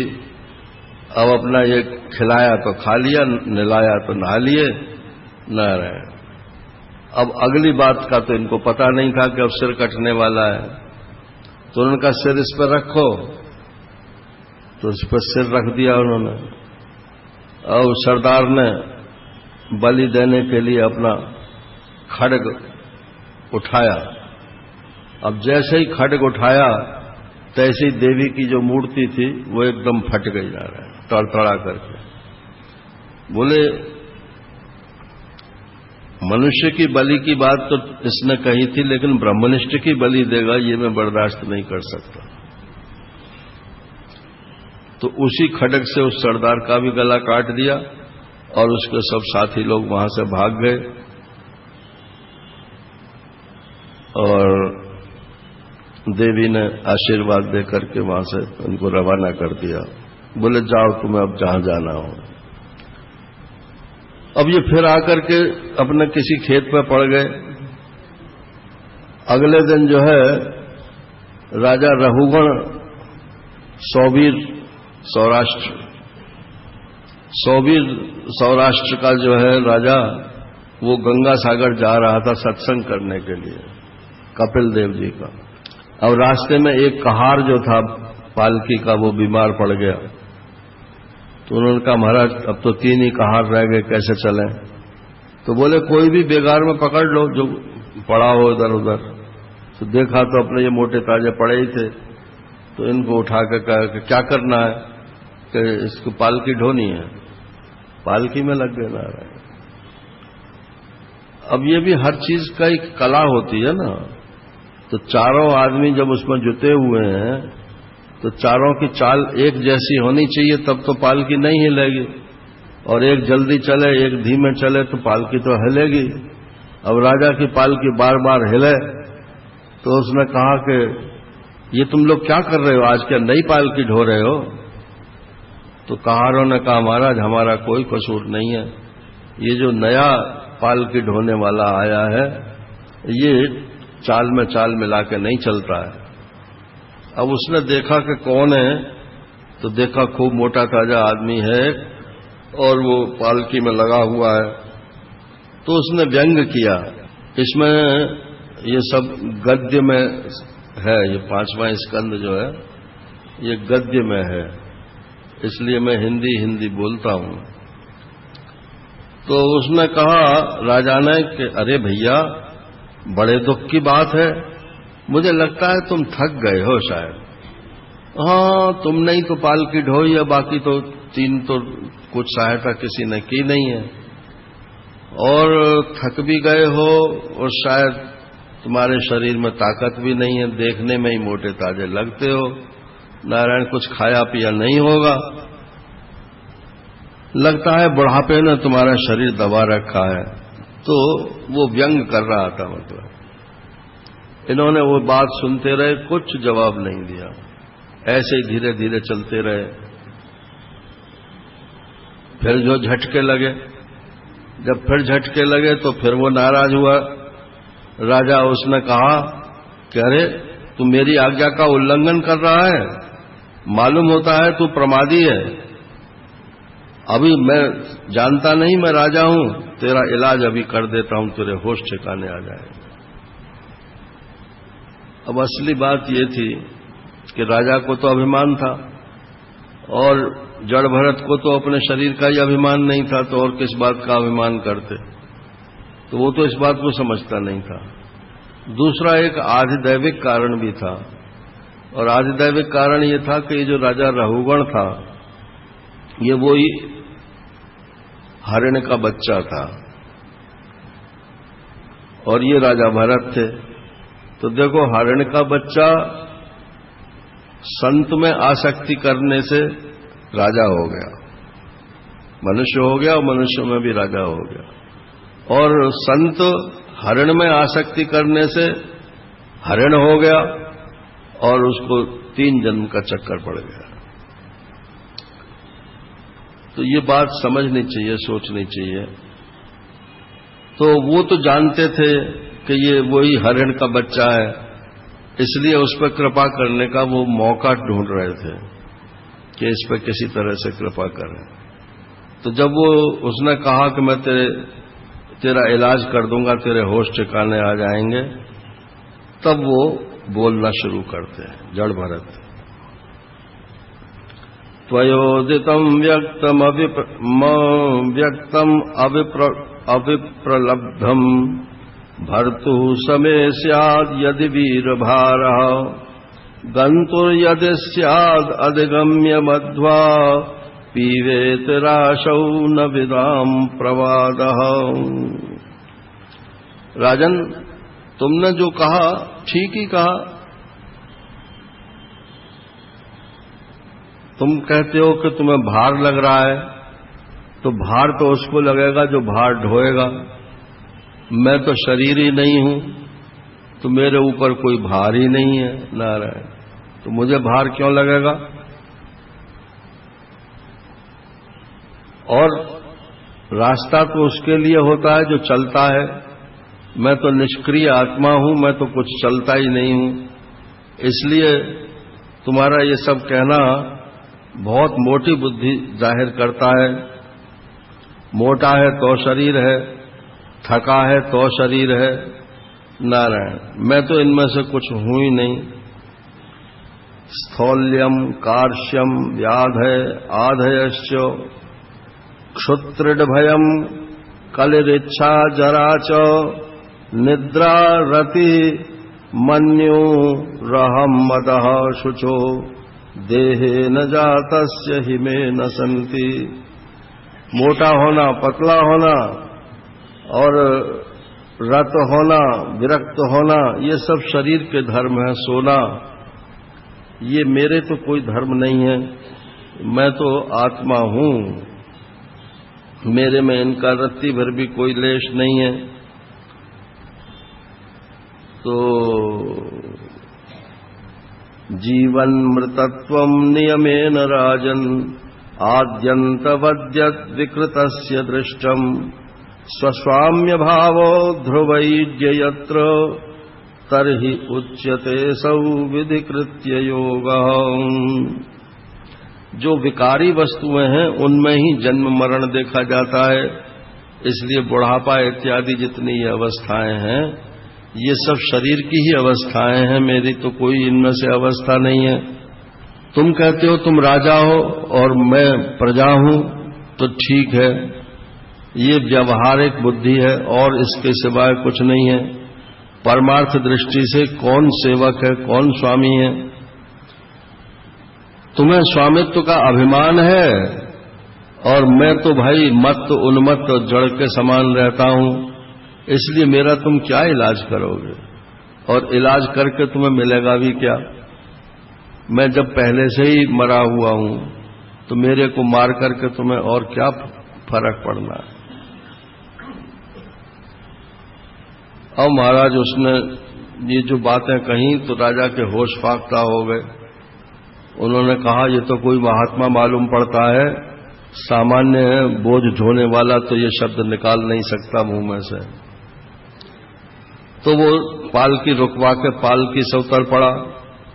उसने कहा प्रभु आप बताओ, कस्त्वम निगूढ़श्चरसि द्विजानाम विभर्ष्य सूत्रम कतमो वधूत कस्यासि पुत्रस्य इहापि कस्मात् क्षेमाय नश्चेदसिनोत शुक्लः।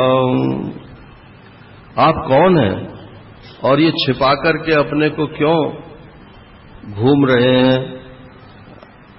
आपका जनेऊ है, इससे लगता है कि आप ब्राह्मण हैं और वेश आपका अवधूत जैसा है, तो आप ब्राह्मण भी हैं और अवधूत भी हैं। मेरे को तो बड़ी शंका हो रही है, कहीं आप जिनके मैं सत्संग करने जा रहा हूं कपिल देव जी, कहीं वो ही तो मेरे ऊपर कृपा करने के लिए यहां नहीं आ गए हैं? मुझे बहुत डर लगता है, आप अपना परिचय दीजिए।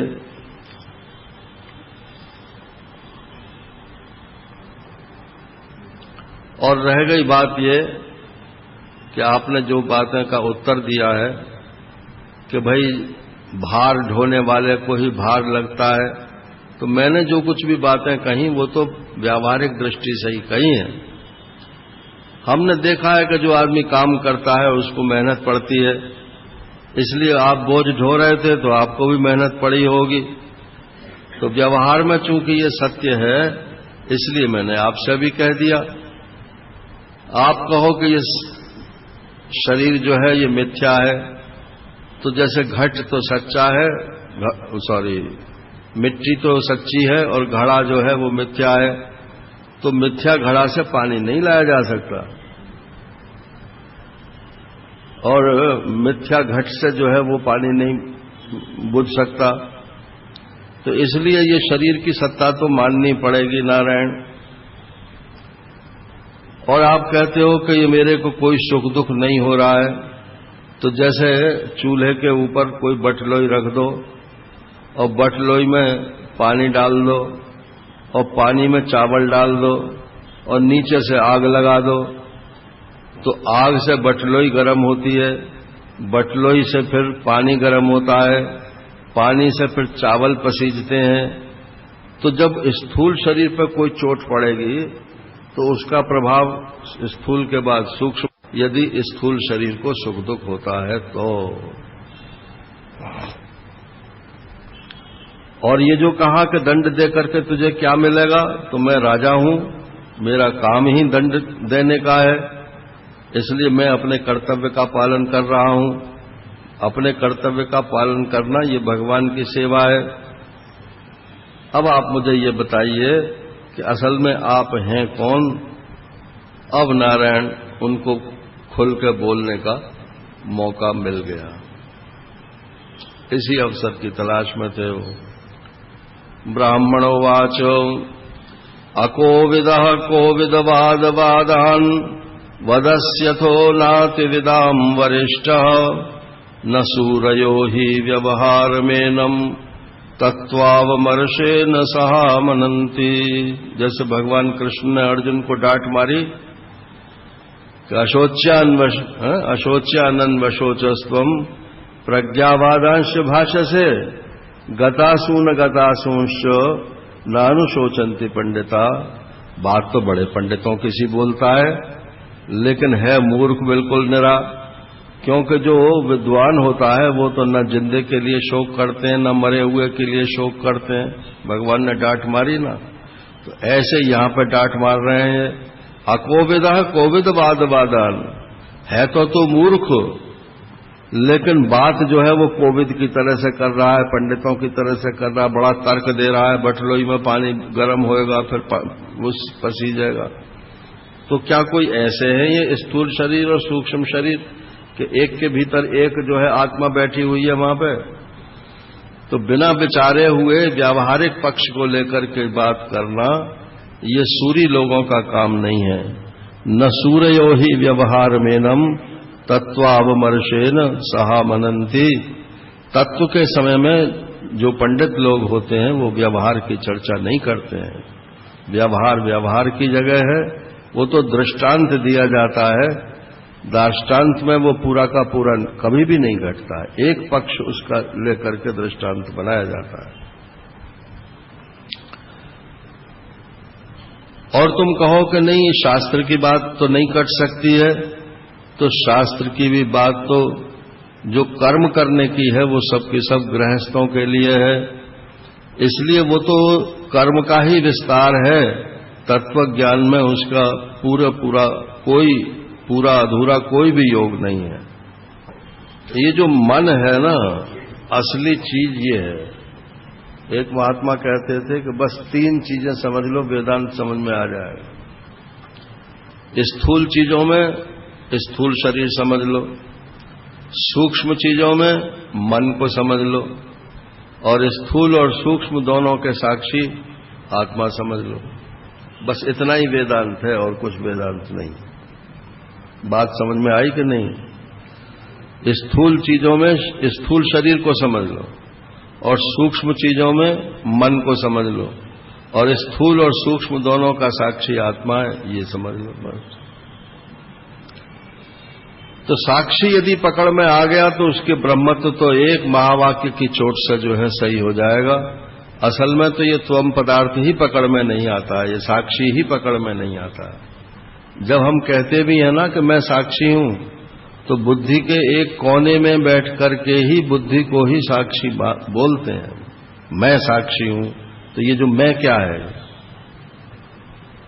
तो ये जो बोल रहा है तो बुद्धि में बैठ के ही तो बोल रहा है ना। तादात्म्यापत्ति होने के पश्चात जो मैं है वो कह रहा है कि मैं साक्षी हूं। तो बुद्धि के ही 2 विभाग हो गए हैं, एक मैं और एक मेरा, एक विषयी और एक विषय। नारायण। तो ये साक्षी का स्वरूप नहीं है। साक्षी तो उसको कहते हैं जो विषय को भी जानता है और विषयी को भी जानता है। जैसे मैं बोल रहा हूं, तो बोलना तो क्रिया हो गई, और बोलने वाला मैं हो गया। अब इसमें आत्मा क्या है, साक्षी क्या है? बोलने वाला में साक्षी है कि जो बोला जा रहा है वो साक्षी है? बोले दोनों में से कोई साक्षी नहीं है। मैं बोल रहा हूं इस बात को जो अलग से जान रहा है। अच्छा, जैसे हम आपको बोलते हुए देखते हैं तो हम अपने को तो अलग करके देखते हैं ना। ऐसे ही जब मैं बोलूं तो मैं अपने को बोलने वाले से अलग करके जब मैं देखता हूं तब मैं साक्षी में बैठता हूं। तो जैसे दूसरे बोलने वाले को देख करके उसके साथ हमारी तादात्म्य नहीं होता है, ऐसे ही एक शरीर में बोलने वाले को देख करके उसके साथ तादात्म्य नहीं होता है।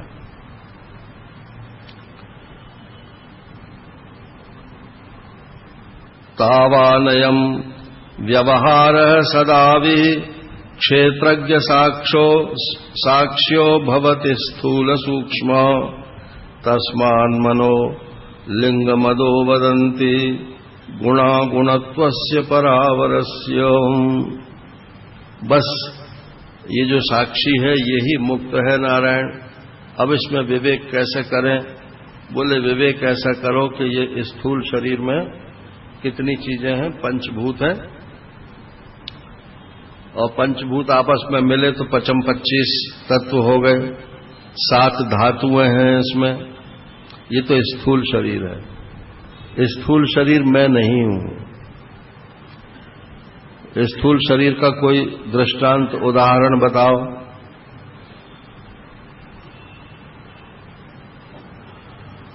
स्थूल शरीर का अब इस समय कहेगा ये स्थूल शरीर है, तो इस समय तो मैं जीवित हूं, तो मेरा प्राण इसमें चल रहा है, मेरा मन भी इसमें लगा हुआ है, इंद्रियां भी इसमें काम कर रही हैं, तो ये शरीर अलग से कहां से दिखलाई पड़ेगा हमको?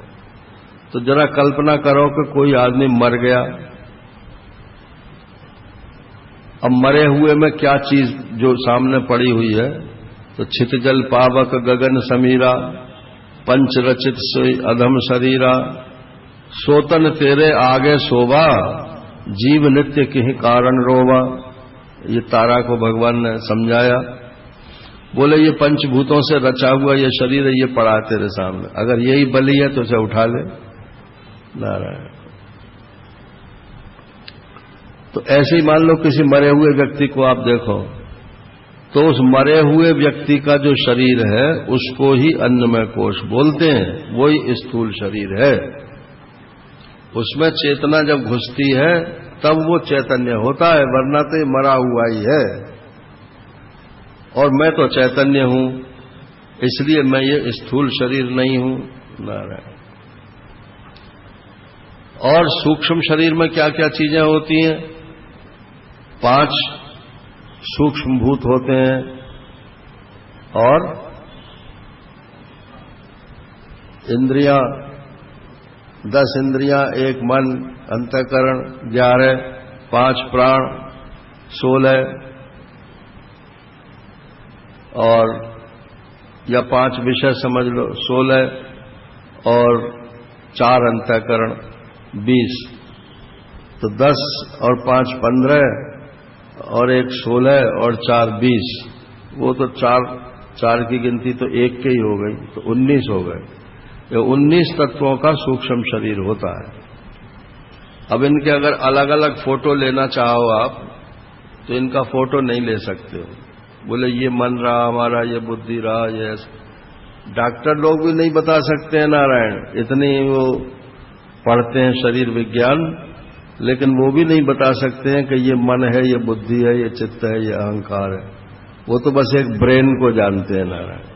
और ब्रेन में ये आंख का पॉइंट है, ये कान का पॉइंट है, हृदय का पॉइंट है, बस वो जो पॉइंट है वो ही है सब कुछ। तो ये 19 तत्व जो हैं ये सूक्ष्म शरीर हैं। अब ये भी मैं नहीं हूं। क्यों नहीं हूं? अरे इंद्रियां तो कमजोर होती हैं या उनकी शक्ति बढ़ जाती है तो आप ही तो जानते हो ना। मेरी आंख अब नहीं देख सकती, अब मेरी आंख बहुत ठीक देख रही है। मैं अब बहुत सुनता हूं, अब बिल्कुल नहीं सुन पाता हूं। नारायण। सब इंद्रियों में ह्रास होता है या बढ़ोतरी होती है, तो वृद्धि ह्रास जिसमें हो रहा है वो मैं नहीं है। वृद्धि ह्रास का जो साक्षी है सो मैं है। अच्छा मन मैं हूं क्या? बोले नहीं, मैं विक्षिप्त हूं, मैं शांत हूं, मैं घोर हूं, मैं मूढ़ हूं। ये तो हमको साफ मालूम पड़ता है। और ये सपने में कौन घूमता रहता है? वो साहब मैं वहां बंबई में बैठा हुआ प्रवचन कर रहा हूं, मैंने सपने में देखा। तो वो कौन प्रवचन कर रहा था वहां? सपने वाला जो मैं था, वही तो नारायण सूक्ष्म शरीर है। तो वो तो सिर्फ देखने भर का ही है। वो तो जब सपना टूटेगा तो उसके साथ ही सब टूट जाएगा। तो स्थूल शरीर में नहीं हूं, सूक्ष्म शरीर में नहीं हूं, और कारण शरीर भी मैं नहीं हूं। कारण शरीर तो बीज को बोलते हैं, और बीज का उल्टा क्या होता है? जीव। तो बस ये जीव ही कारण शरीर है। ये जीव कोश किसी तरीके से ध्वंस हो जाए तो कारण शरीर नष्ट हो गया। तत्व ज्ञान होना और जीवत्व का नष्ट होना ये एक ही बात है, और कारण शरीर का नष्ट होना ये एक ही बात है। तो इस प्रकार से ये विचार करके देखो तो आत्मा बिल्कुल अलग है। जागृत, स्वप्न, सुषुप्ति, सुषुप्ति में सब कुछ समाप्त हो जाता है, लेकिन मैं तो फिर भी वहां बच रहता है साक्षी रूप से। क्षेत्रज्ञ आत्मा पुरुषः पुराणः साक्षात् स्वयं ज्योतिरजः परेश नारायणो भगवान् वासुदेवः स्वमायया आत्मनि अवधीयमानः। ये आत्मा का स्वरूप बता रहे हैं कि ये आत्मा क्या है कि क्षेत्रज्ञ है, अर्थात इस शरीर को जानने वाला है, और ये पुरुष है, पुराण है, और साक्षात स्वयं प्रकाश है, अजन्मा है, सबका स्वामी है, नारायण है, भगवान वासुदेव है, और अपनी माया से ही ये इस समय जीव बना हुआ है। ये जीव को कोई आप अलग नई एंटिटी मत मानिए, भगवान का ही नाम इस शरीर में जीव है। अरे आप घर जाओगे कि नहीं जाओगे तो आपका ही नाम बदल जाएगा ना। आओ पापा जी आ गए कि दादाजी आ गए, नारायण, आप तो वो ही रहे, आपके नाम बदलते चले गए, पापा जी हो गए, दादाजी हो गए। तो इसी प्रकार से ये परमात्मा का नाम पड़ जाता है जब एक शरीर के भीतर ये रहता है, और जब ये शरीर छूट जाता है तो परमात्मा परमात्मा ही है। तो यदि शरीर रहते हुए इसको परमात्मा समझ जाओ तो आपकी सारी समस्याएं हल हो जाएंगी। भ्रातृव्यमेनम तददभ्रवीर्यम उपेक्ष्याध्येति अप्रमत्तः गुरोर्हरेश्चरणोपासनास्त्रो जही व्यलीकम स्वयमात्ममोषम। लेकिन भाई जब तक गुरु चरणों में आप नहीं बैठोगे और गुरु जी से इन बातों को नहीं सुनोगे, एक लेक्चर में ये समझने वाली आने वाली बात नहीं है। और एक लेक्चर भी कहाँ है, 10-15 मिनट में बात निबट गई नारायण। अब ये कुछ बहुतों को तो भूल ही जाएगी। तो गुरु जी के पास बैठने का मतलब है यही बातें जो है बार बार प्रतिदिन सुनो तो, और उन पर फिर विचार करो कि आखिर ये क्या कहना चाहते हैं। तो गुरु और हरि इनके चरणों की उपासना करने से ये आत्मा का स्वरूप जो है ये प्रकट हो जाता है, और माया जो इसने ढक रखी है वो माया निबट जाती है।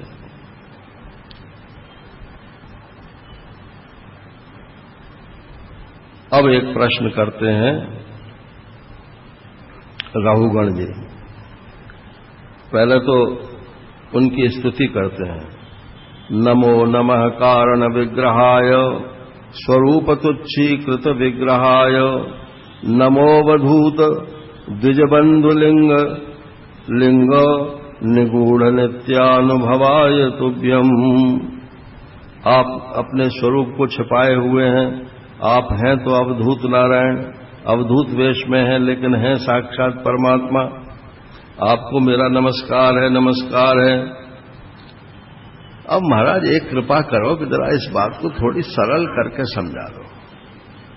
बात तो आपने शास्त्र की कही, बिल्कुल ठीक कही, लेकिन कोई शरीर वो सरल करके यदि समझाओ तो शायद मेरी समझ में आ जाए। क्योंकि मेरे सामने तो व्यवहार छाया हुआ है, व्यवहार में भेद ही भेद नजर आता है, और परमार्थ में अभेद ही अभेद की बात होती है। तो दोनों में जो ये विरोध होता है ये मुझे समझने नहीं देता है। तो बोले अच्छा सुन देख, मैं जमीन में खड़ा हूं, तो ये शरीर काय का बना हुआ है कि पंचभूतों का बना हुआ है? तो एक पंचभूत तो तलवे में है, एक पंचभूत एड़ी में है, एक पंचभूत गट्टे में है, फिर एक पंचभूत जो है वो घुटने में है, और फिर कटी में है, और फिर धड़ में है, और फिर सिर में है। ये एक मिट्टी का लौंदा तो ये हो गया। अब इसके कंधे पे है ये पालकी, तो एक मिट्टी का बना हुआ पालकी जो है ये हो गई। और इस पालकी में बैठा है तू नारायण राजा, तो उसका भी ऐसा ही, वो भी मिट्टी का बना हुआ है जैसे कि मैं मिट्टी का बना हुआ हूं। तब लौंदे के एक मिट्टी के लौंदे के ऊपर दूसरा मिट्टी का लौंदा, और दूसरे लौंदे के ऊपर तीसरे मिट्टी का लौंदा। तो अब बताओ मिट्टी को भार मालूम पड़ेगा कि नहीं पड़ेगा? अब इससे ज्यादा सरल करके क्या समझाऊं नारायण। तो ये तो दृष्टि है, आत्मा की दृष्टि से देखो तब भी कहीं कुछ नहीं है, और पंचभूतों की दृष्टि से देखो तब भी कुछ नहीं है नारायण। तो ये तो सब नाम पड़ गए हैं सिवाय मिट्टी के, और है क्या? और कहो कि मिट्टी तो कोई चीज है, तो बोले मिट्टी भी एक नाम है, मिट्टी भी एक नाम है। वो तो मिट्टी के परमाणुओं से बनी हुई है, और वो परमाणु जो है वो अंत में जाकर के लीन हो जाते हैं, इसलिए उनकी अपनी कोई सत्ता नहीं है। मिट्टी की भी अपनी कोई सत्ता नहीं है, तो फिर मिट्टी से बने हुए पदार्थों की क्या सत्ता होगी? वही जो अंतिम वस्तु शेष रहती है, ज्ञानम विशुद्धम परमार्थमेकम अनंतरम त्व बहिर्ब्रह्म सत्यम प्रत्यक प्रशांतम भगवत शब्द संज्ञम यद वासुदेवम कवयो वदन्ति। यही जो विशुद्ध ज्ञान है, जो आत्मा का स्वरूप है, जो परमात्मा का स्वरूप है, जो मिट्टी का अंतिम अधिष्ठान है, संसार का जो अंतिम अधिष्ठान है, वो जो ज्ञान है बस उसको ही भगवान कहते हैं, उसी को वासुदेव कहते हैं, उसी को आत्मा कहते हैं। बस रहुगण तुम इस बात को ऐसे समझो कि यही आत्मा मैं हूं, यही ब्रह्म परमात्मा मैं हूं, यही वासुदेव मैं हूं, इसके आगे और कोई ज्ञान नहीं है। लेकिन अगर तू ये जिद करता है कि मैं तपस्या से इसको पालूंगा, तो नहीं प्राप्त कर सकता है। वेद पढ़ करके जान लेगा तो नहीं जान सकता है। रहु गणै तपसा न याति न चेज्जया निर्वपणात् गृहाद्वा न छन्दसा नैव जलाग्नि सूर्यैर् बिना महत्पाद रजोभिषेकम्। महापुरुषों के चरण रज में यदि जब तक स्नान नहीं करते हो तब तक ये बात तुम्हारी समझ में नहीं आ सकती है। और तू जो बार बार कहता है कि मैं राजा हूं, मैं राजा हूं नारायण, तो अहम पुरा भरतो नाम राजा, अब फुरफुरी आ गई उनको। अरे तू तो छोटा सा राजा है सौवीर सौराष्ट्र का, मैं तो चक्रवर्ती सम्राट राजा भरत था पहले, और तू हरण का बच्चा था, तेरे कारण ही मुझे ये 3 जन्म लेने पड़े। अब तो मेरी जान छोड़ रहा है। तो अब रघुगण ने कहा कि महाराज थोड़ा और सरल करके समझाओ, आदमी का आखिर को बंधन कैसे हो गया है? बोले आदमी का बंधन हुआ नहीं है, वो मृग तृष्णा के जल की तलाश में भटक रहा है। प्यास तो लगी हुई है सुख की, लेकिन ढूंढ रहा है वहां जहां सुख है नहीं। कैसे कि एक जंगल में व्यापारियों का एक दल चला गया, अब इसको बोलते हैं भवाटवी, भवाटवी का बल। तो व्यापारियों का दल वहां चला गया, और वहां भटकता भटकता वो 6 डाकू मिले नारायण उनको। ये 5 इंद्रियां और 1 मन, यही जो है डाकू हैं। और इस वणिक समाज को का नायक बड़ा दुष्ट है। कौन? जो असंस्कृत बुद्धि है, संस्कारहीन जो बुद्धि है, वो ही इस का नायक है, उसके नेतृत्व में जब ये वहां पहुंचता है तो ये लुटेरे बलात् इसका माल लूट लेते हैं।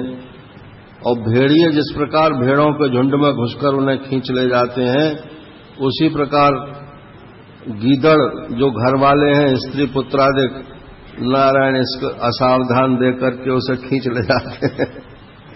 श्री उड़िया बाबा जी महाराज को जैसे कुछ रुपया पैसा लोग देते तो वो अपने तकिए के नीचे सरका देते थे, तो लोग जो थे, जो उनके भगत लोग थे, उनमें सब तरह के भगत थे, तो जरा घटिया टाइप के जो भगत थे वो देखते रहते थे कि 500 का नोट गया कि 100 का नोट गया कि 1 का नोट गया। और जैसे ही बाबा किसी निमित्त से इधर उधर को हुए, सोई अपना नोट सरका लिया उसमें। तो किसी ने कहा कि बाबा ये नोट सरका लेते हैं, तो बोले कि नोट सरका लेते हैं तो ठीक है, इन्हीं का होगा, हमारा मैं तो अपना मानता नहीं। तो ये स्त्री पुत्र आदि जो घर वाले लोग हैं, ये कहते हैं कहीं से लाओ, कैसे भी लाओ, चोरी से लाओ, डकैती से लाओ, हमारा पेट भरना पड़ेगा। तो ये गीदड़ लोग हैं। अब वो जंगल में झाड़ झंकाड़ भी नारायण बहुत हैं, तो ये कर्मों के जो बीज हैं यही वहां झाड़ झंकार बने हुए हैं। इसमें डांस है, मच्छर हैं, और कभी कभी उन्हें गंधर्व नगर दिखता है उस जंगल में, और कभी कभी लगता है कि सामने से कोई अगिया बेताल भूत प्रेत आ रहा है। नारायण अब इसमें बस ऐसे ही एक जंगल से दूसरे जंगल, दूसरे जंगल से तीसरे जंगल भटकते रहते हैं। और उनके साथियों में यदि कोई मर जाता है तो उसको वहीं छोड़ छाड़ के फिर ये दल आगे बढ़ जाता है, अरे अपने मंजिल पर चलो, ये तो मर ही गया, अब इसके पीछे क्या छोड़ना है।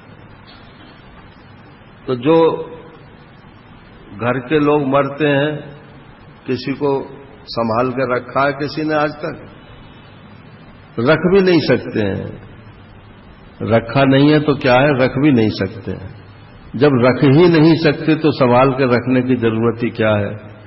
और जब रख ही नहीं सकते तो फिर उसके लिए रोने की भी क्या जरूरत है। नारायण संयोग हो गया तो ठीक है, अब वियोग हो गया तो वो भी ठीक है। या तो उसका हमारे से वियोग होगा या हमारा उसके साथ वियोग होगा, दोनों में से एक का तो वियोग होना ही है।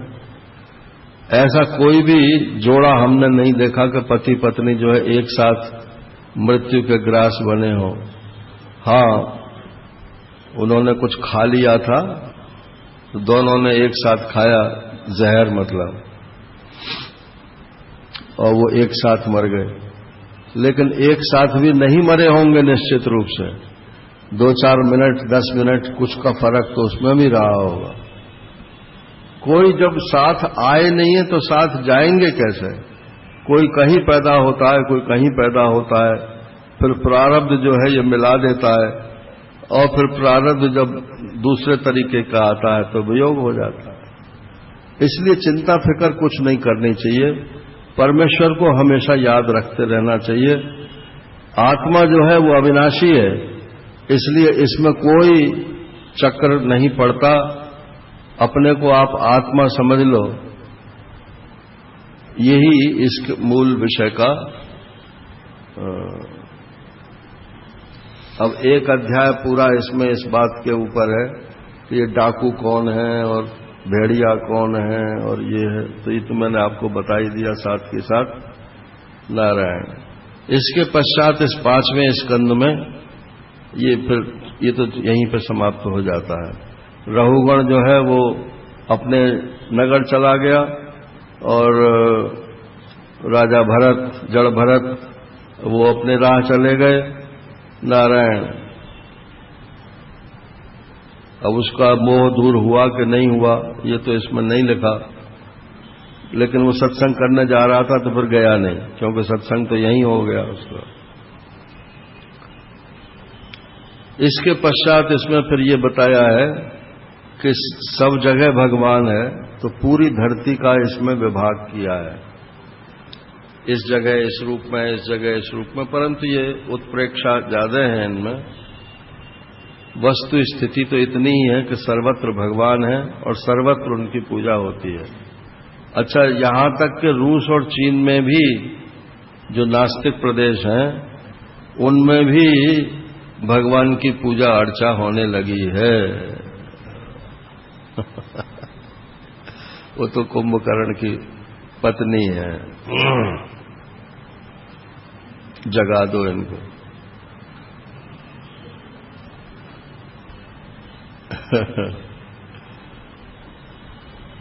तो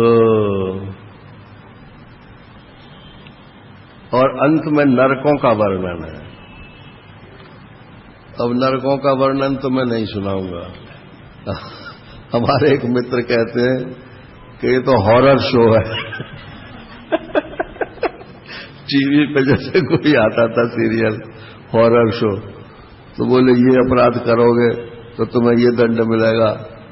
तो यही तो है इसमें सब। तो बोले ये तो हॉरर शो है, इसको मत सुनाओ। मैंने बहुत अच्छी बात है। तो मैं इसको नहीं सुनाता और बस यहीं पर ये पंचम स्कंद खत्म हो जाता है।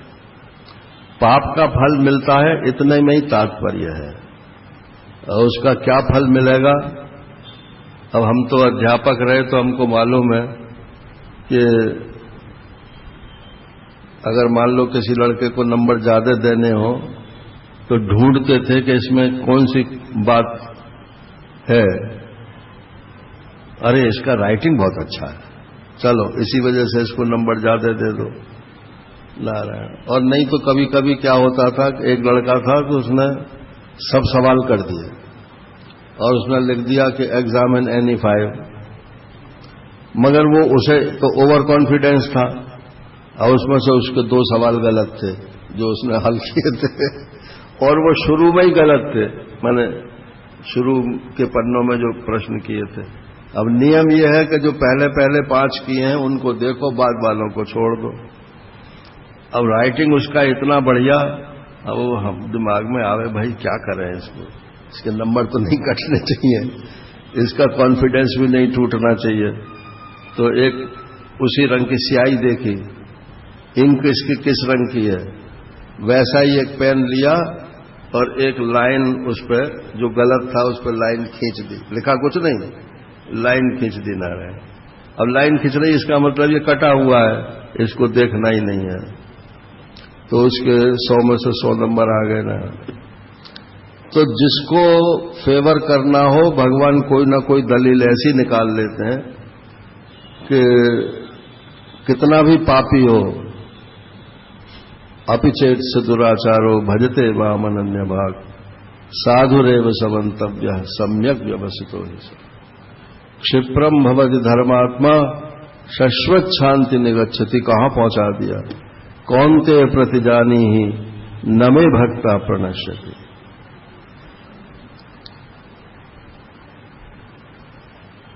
एक बार जिसने ये कह दिया कि हे भगवान मैं तुम्हारा हूं, बस भगवान के यहां वो रजिस्टर हो जाता और वो उसके लिए फिर कोई ना कोई तरकीब निकाल लेते हैं कृपा करने के लिए। आपको उसमें चिंतित होने की कोई जरूरत नहीं। इस प्रकार से ये 5वां स्कंद यहां पूरा हो जाता है। कल 6ठा स्कंद प्रारंभ होगा। अजामिल की कथा उसमें आएगी। हरि ओम पूर्णमदः पूर्णात् पूर्णमुदच्यते पूर्णस्य पूर्णमादाय पूर्णमेवावशिष्यते। ओम शांति शांति शांति। हरि ओम। श्री गुरुभ्यो नमः। हरि ओम। नारायण नारायण। आज तो ठीक रहा भैया माइक।